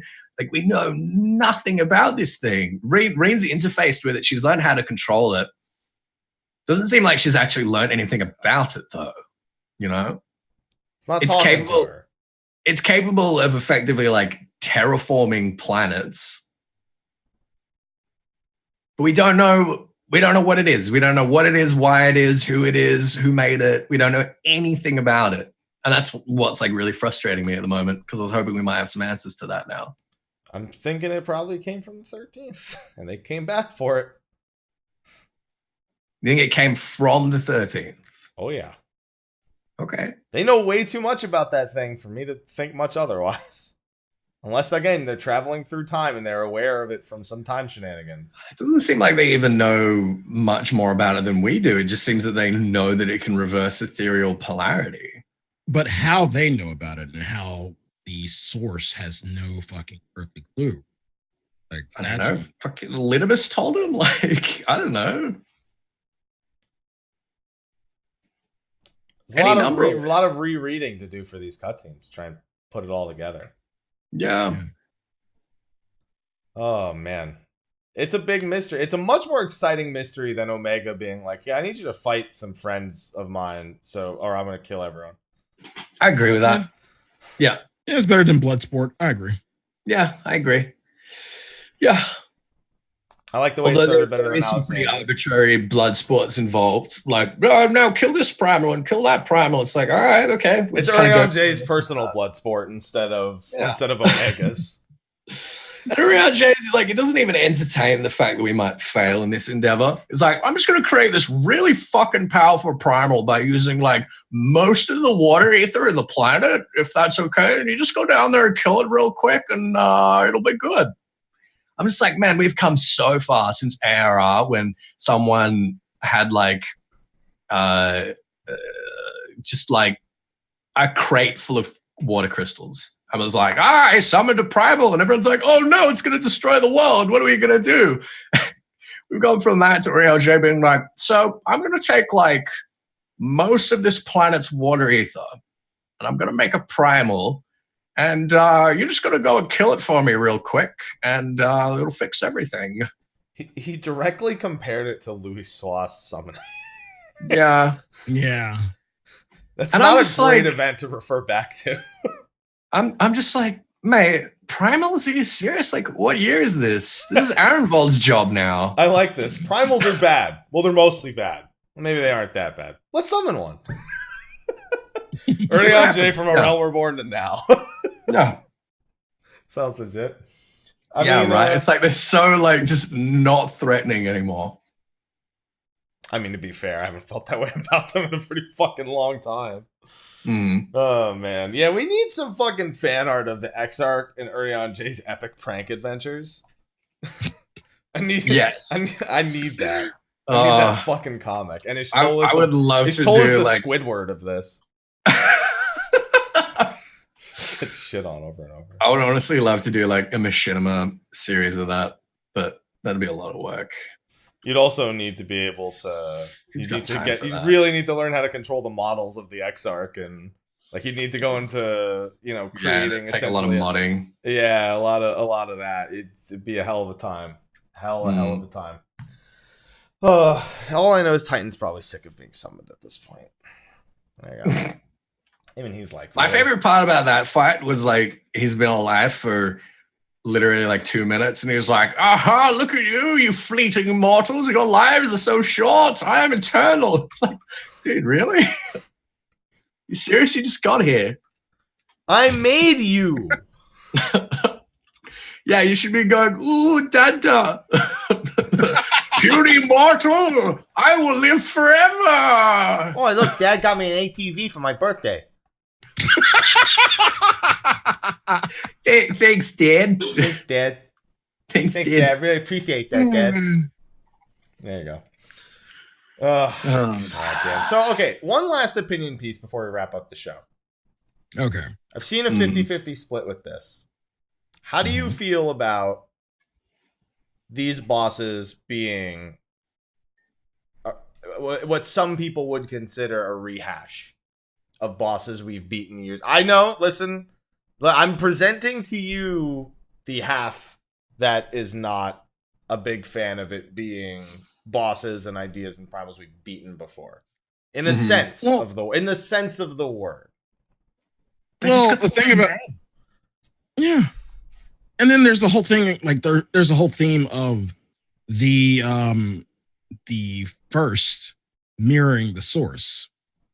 So I guess we're kind of drawing a little bit, that may be a bit of a stretch, but we're drawing a little bit on that theme too. Going back and doing AR primals on the source, on the first. Makes sense. Yeah, makes sense. Yeah. I'm fine with it, honestly. It's not like they're running out of ideas. That's the whole fear behind that. They're not running out of ideas. I think that might be the fear behind it, the concern that they're kind of like scraping the bottom of the barrel. But I don't think that's the case. I mean, you could make that argument with anything because they're reaching through like the annals of Final Fantasy history. Yeah, well, you could certainly make that argument with Hades. Like, yeah, exactly. So being Hades was like completely arbitrary. Like, it didn't mean anything. It was just a callback. Nope. Yeah, it's like if they were the same fights, if it was like using the same assets, then I'd be like, what the hell? But yeah, again, like if that Titan fight was called anything else, if Brynhildr was like, we're gonna summon an Earth Primal, let's call it Lord-man. That's it. We'd be like, all right, dope. That's it. Golem would have been a more simple Earth name to go with. And yeah, the but reference it's to just Final like, Fantasy, it's literally just the name and the names of some of the attacks. Like everything about it is very different. That's how I feel. I'm not on the side. And you know what? Even when we've had rehashes classically, I wasn't any less excited for Extreme because hard and normal existed. I wasn't any less excited for the weapons refrain, that Titan phase, because Extreme, hard, and normal existed.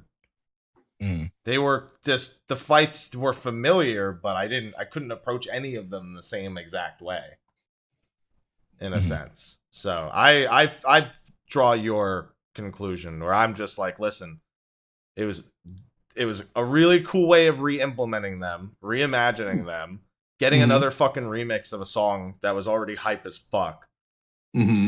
And is no doubt going to give us an insanely entertaining Savage fight that doesn't in any way feel predictable, similar in the way that I felt with Neo X Death, where we kind of had an inkling, but it was still a brand new kind of thing with the checkpoint. Like, there's a lot of mystery and excitement and newness behind what is essentially the same concept we've had for raids for the past 4 years. So I just care. Yeah. I just want the fights to be good. Yeah. Here's a quote from Arthur's. I don't care what the bosses look and do as long as the fights are good. Square Enix can put a fucking Pepe in a raid as long as the fight is good. And you know what? Well, they Arthur's kind of do. I will put a Pepe in a raid. Every raid. I promise you that. Oh man. But other than that, was there anything else you guys wanted to discuss in regards to Eden before we moved on? No, I think we've got like the big questions that remain covered, like what it is and where it's from and where this is going to end up and how some kind of Ultimacia figure might fit into it. That's the important stuff, right? Yeah, I've been excited for that for years. I've been begging for it for years, and Hatch, you're like, no. I always say it's okay to include stuff like that if it's done well. Omega just left me with a very sour taste in my mouth of taking classic Final Fantasy elements and shoving them in versus integrating them like they did with the Crystal Tower, which has been now more than ever the most like efficiently integrated old Final Fantasy concept into the game for me. So are there any other like Final Fantasy VIII unique bosses or themes or characters or ideas that we'd like to see implemented that haven't been elsewhere in the game yet? Dog cannon. Galbadia. No, dog cannon. Dog cannon, please. Dancer's already got the chakram. Just give me a dog chakram.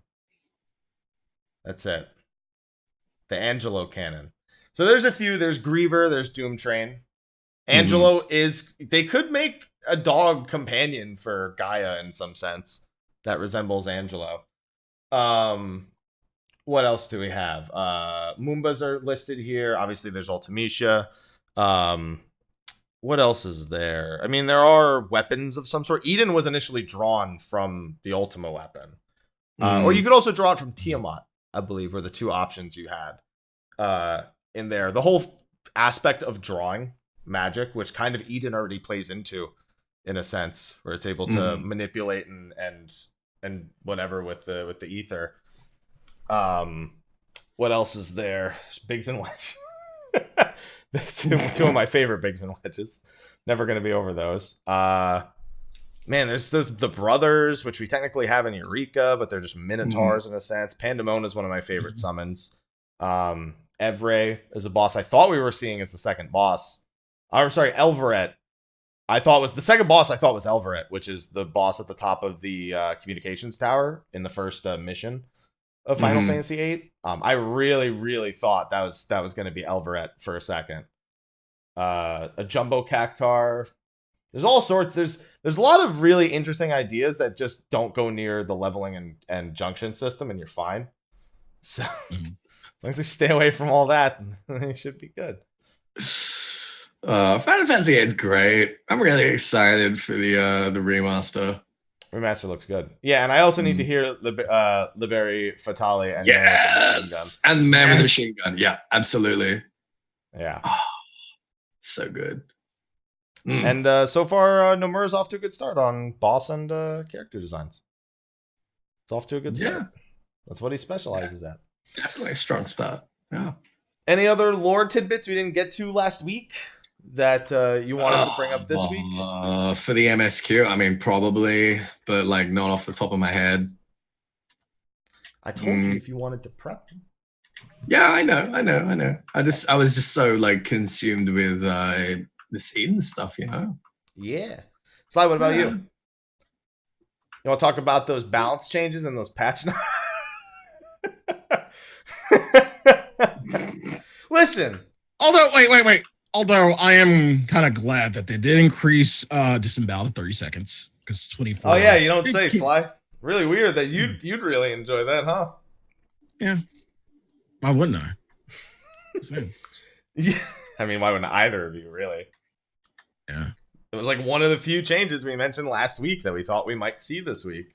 Well, to be fair, the change you wanted for it was for like our AoE combo. I mean, I still think that it should have that. That seems fucking weird. Every other job has it. It doesn't make any sense. I don't care if your Blood of the Dragon extends. Here's the thing. So we got 3 balance changes total. Disembowel got raised to 30 seconds, which I think is completely fair because it was literally if you missed even half a GCD because of downtime, you lost disembowel. Hey, by the way, not a buff, all right? Quality of life is not a buff. Just putting that out there. Dragoon did not get buffed. That's a stretch.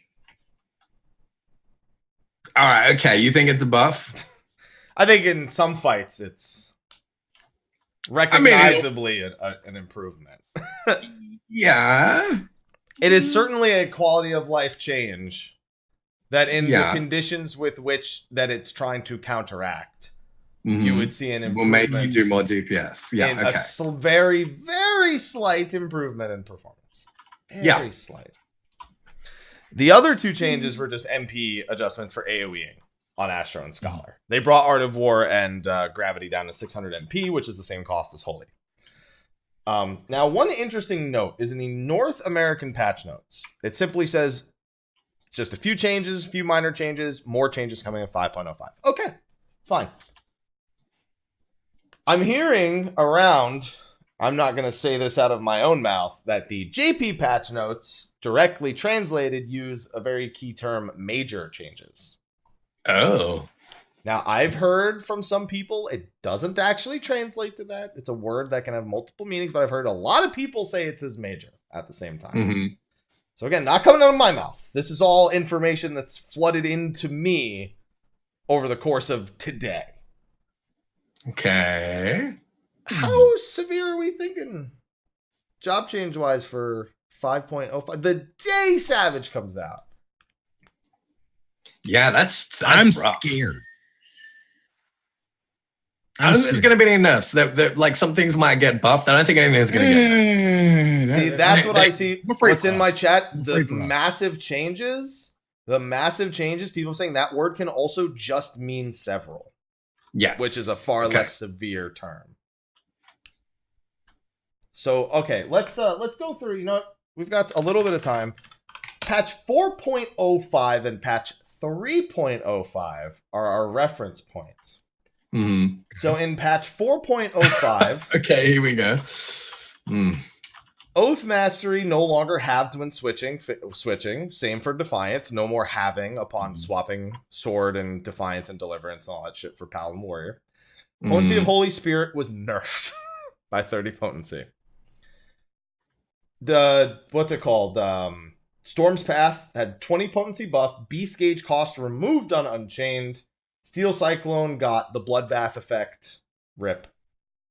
And inner release had its Beast Gauge cost removed. Okay, that's not the super major 5 Fell Cleave change for Warrior. That didn't come all the way till 4.2. Feels like it was there forever. It wasn't. Dark Knight saw 20 potency to Soul Eater, both in and out of Dark Arts, and Quietus also got MP Restoration, which another thing I hadn't considered wasn't always there for Dark Knights with Quietus. Oh, look at all these Dragoon changes. Oh, what do you know? Let's see. Elusive Jump reduced to 30 seconds. Duration of Blood of the Dragon increased to 20 seconds when you first press it. Sonic Thrust combo bonus of increasing Blood of the Dragon by 10 seconds. Range of Dragon Sight increased to 12 yalms. There was a point where it was only 6. Potency of Lance Mastery increased from 30 to 100, and Mirage Dive reduced the animation lock. Wow, Dragoon has some pretty nice changes there. What happened in Ninja? Gust Slash had its potency reduced by 20. That's it. That's it. That's all. Okay. Machinist got like their complete rework of their heat gauge, where like their overloads were doubled in potency, but their heat gauge generation for everything was reduced to 5. Hotshot had a 3% buff, and quick reload no longer reduced heat gauge. Black Mage had a bunch of changes to Foul, with its MP cost being reduced. Triple cast down to 60 seconds. Reducing the cast time of Fire 4 and Blizzard 4 by 0.2. Which I think was like a 1200 spell speed adjustment, in a sense. It's like just giving them 1200 spell speed approximately. That was another one.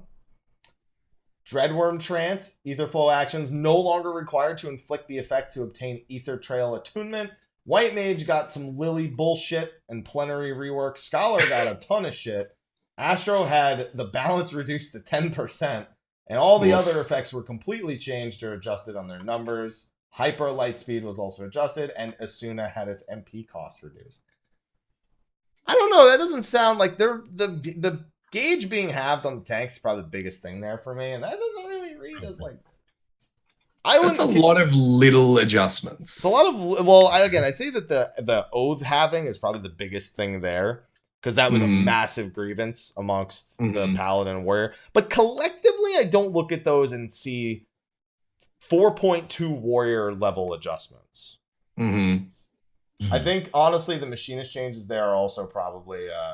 So a lot of little adjustments, which is not what people are really asking for right now. So let's go patch 3.05, which I think was actually a more influential patch, if I recall. Let's see. Oh my god, this is when the patch notes were in dark mode. Can we go back to that? Oh my god. That was nice, eh? Okay, actually, no. It seems I would misremember. Astro got a shit ton of changes. No, you don't say. Yeah, Astro had Lightspeed reduce the cost of MP spells by 25%. It didn't have that before. Its duration was reduced to 10 seconds. The reduction of magic potency only affected attack magic. It used to affect all magic. Ewer Had its effect changed from MP cost reduction to MP refresh. Spire had its effect changed to TP refresh. Arrow and Spear's Royal Road now doubled the duration. And all of basically the Ewer Spire, Arrow, and Spear Royal Roads were all completely changed or completely adjusted. Spread could be used outside of combat. Oh, how we've come a long way from being able to do that. I mean, to be fair, you can draw cards outside of combat now, and you don't need to spread them, but still, it's a long take. Yeah, actually, not too many. I mean, there's some Black Mage changes again. And oh, look, Dragoon changes. The potency of Fang and Claw and Wheeling Thrust were both increased by 100. What do you know? Notice how you're in every single one of these, Dragoon. That's gonna change. Yeah, I mean, they just won't touch us now. Which is no, fine. no, they're gonna touch us. No, they're not. No. I don't like this sentence. Nope. No touch. Yeah, you have these Sams. Oh, fuck my entire life, bro. If you make Dragoons any fucking stronger, I'm not even gonna have a fucking reason to be in the party. Give your balls a tug. Oh, boo-hoo. You know? Listen, all I want for my dancer, Saber Dance to extend Flourish by 5 seconds, so you don't lose Flourishes because you have to stop and Saber Dance. And improv to not require nearby party members ever again. Because I can't have the fucking dude jumping around, jumping out of my improv, and suddenly I get 9 Esprit because this motherfucker had the attention span of a fucking mosquito and just couldn't sit still during a fucking transition. All right. I'd also like 5 Yalms on technical step if you don't mind. Thank you. That would be nice. Dude, one time I was dodging a mechanic and the tank couldn't get it because I had to dodge out at the same time, and I hit everyone else but not the tank because he was just a Yalm or two too far. I have a small thing to kind of request back. I miss my enmity cuts. Oh, shut the fuck up. Seriously? Oh, who cares? I do, because I die when tanks are bad. So does everyone else. You always die when tanks are bad. Oh. At least when we had enmity cuts, we could like cut enmity and give it to some other. No, you don't say. Wow, you could cut enmity when you had enmity cuts. Whoa, jeez. At least we could like pass it on to some other poor fuck in the party and not die. Yeah, I kind of want that back.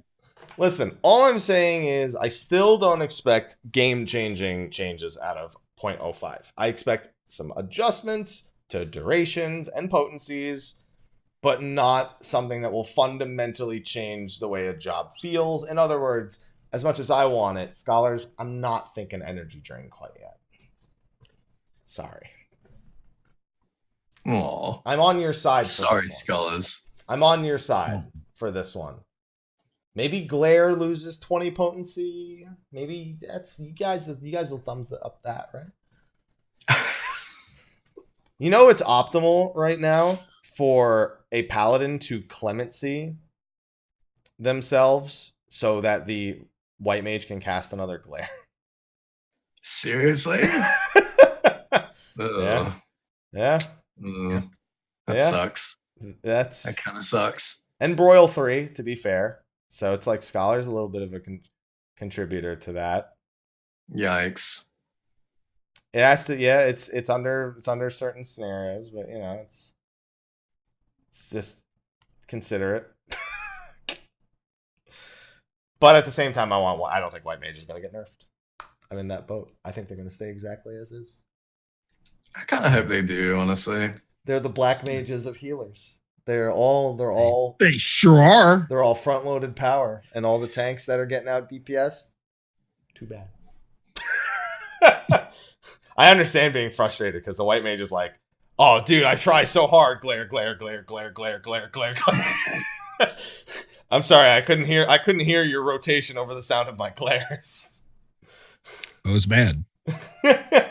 It's like, all right, Gunbreaker's like, all right, I got to make sure that I get this triple burst strike and gnashing fang in both my dots into this burst window. And White Mage is like, I've got presence of mind. I got both of these buttons.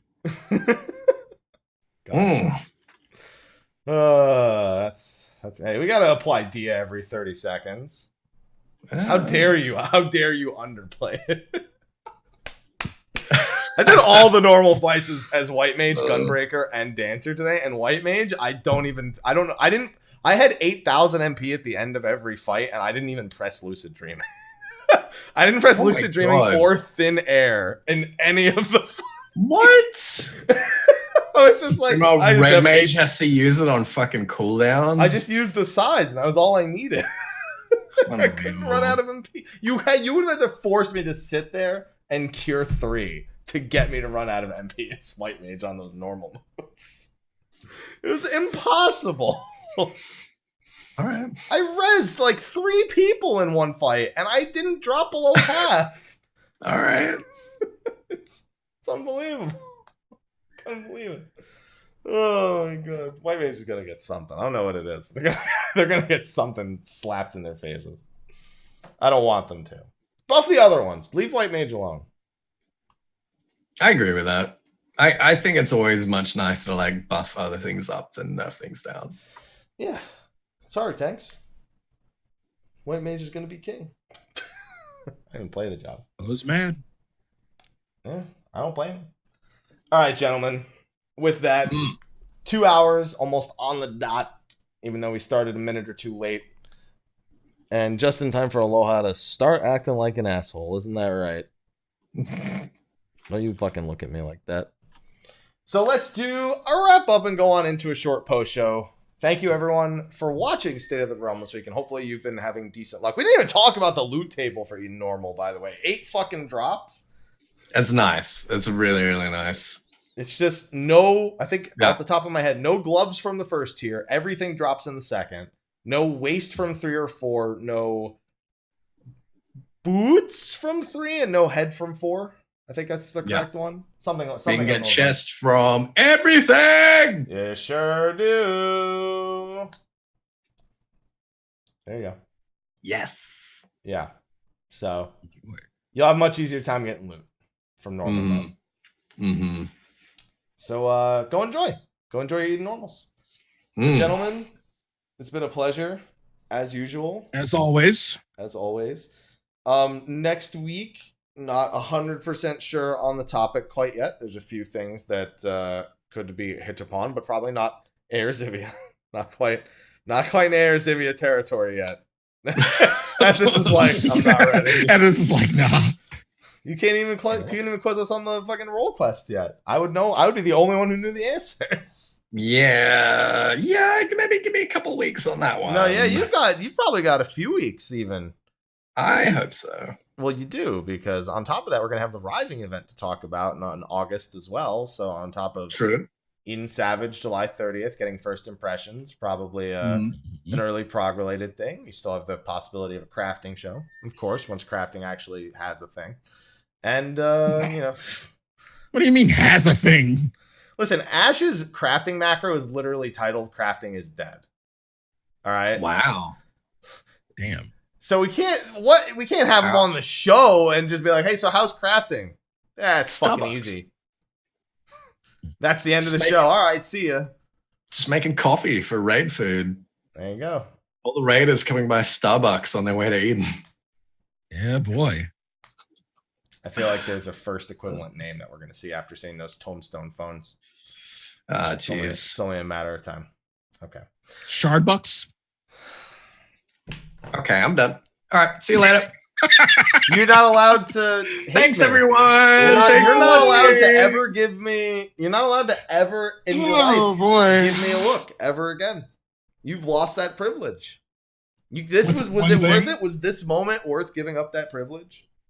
Well, you left it kind of open. Ethys, get back here. That was terrible. Yeah. Shardbucks. All right. So thank you, gentlemen, for joining me again. Thank you to Steel Series for being our sponsor. Go enter the giveaway in the YouTube video. And, of course, all of our Patreon sponsors, especially our Patrons of Darkness, who I just noticed for some reason aren't scrolling on that list, even though they're in the text file. So I want to call them out. Khuja Cross on Jenova and Kurenai Oni. Of course, everyone's used to them. they still have the images, and they still are the patrons of darkness or astral. There are astral patrons. I don't. There you go. Look, that Ethys, you're in that one. That's Kurenai. Oh shit, it's me. Yeah, you and your fucking mustache.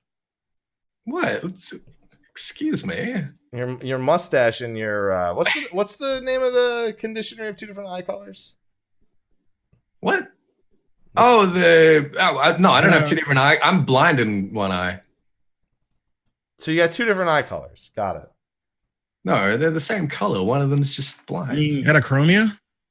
Yeah, that thing. Yeah, that one. What Una has. Yeah. No, it's not that. I'm just blind in one eye. Is that the lore explanation for the Australian ping? Yeah. Okay. Yeah. All right. Yeah, that's why I get hit by AoEs. Yeah. Okay. Because they were on the blind side. Yeah. Yeah. All right. That makes sense. All right. Why don't you tell us more about it and where people can find you at, Ethys, as you do everywhere? Oh, geez. You can find me on youtube.com/EthysAsher, where I'm doing lots of lore videos. Again, it's all happening. There's stuff there. More stuff to come. You can find me on Twitch, where I stream full-time 5 days a week, and the other places like Instagram and Twitter and Ethys Asher, everything, everywhere. Ethys Asher. Check it out. And thanks for watching again, as always. And you can find Slyh in places too. Yeah, you can. Here's that guy. Here he is. Hi. You can find me at twitch.tv/Slyakagreyfox. You can find me on Twitter at Slythefox. You can find me on YouTube, youtube.com/thevelvetroom. And yeah, I'm doing a fuck ton of gathering. Getting paid. Eventually, hopefully. Yeah. I'm just gathering my crafter leave kits. That's how you should do it. Efficient.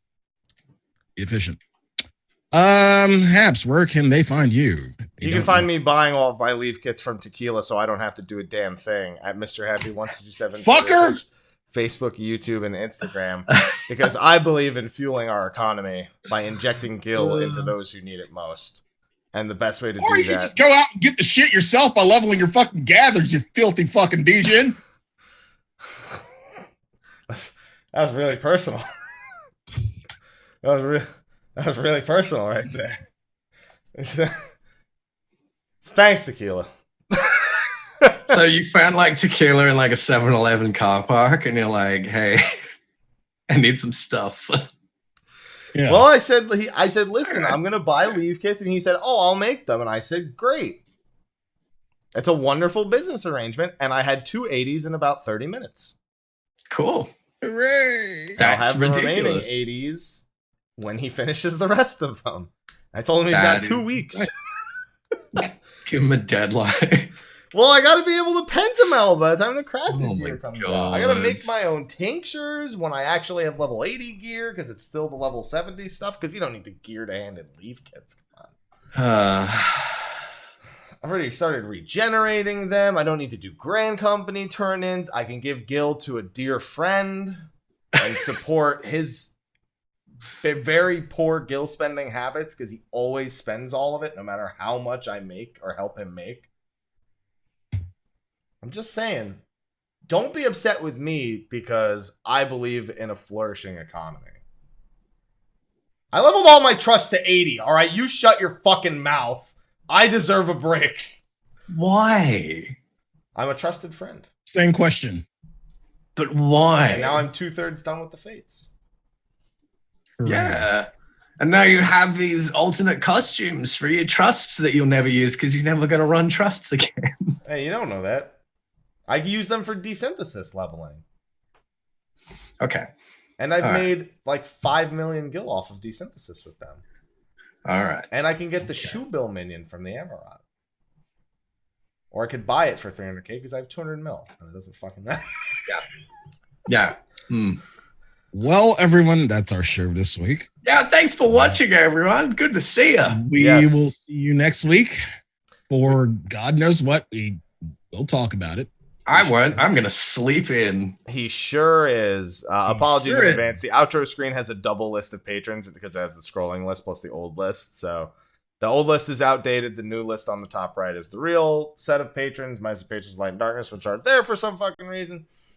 And there you go. So thanks everyone for tuning in, and we'll see you next week. Bye-bye. Bye-bye. Take care.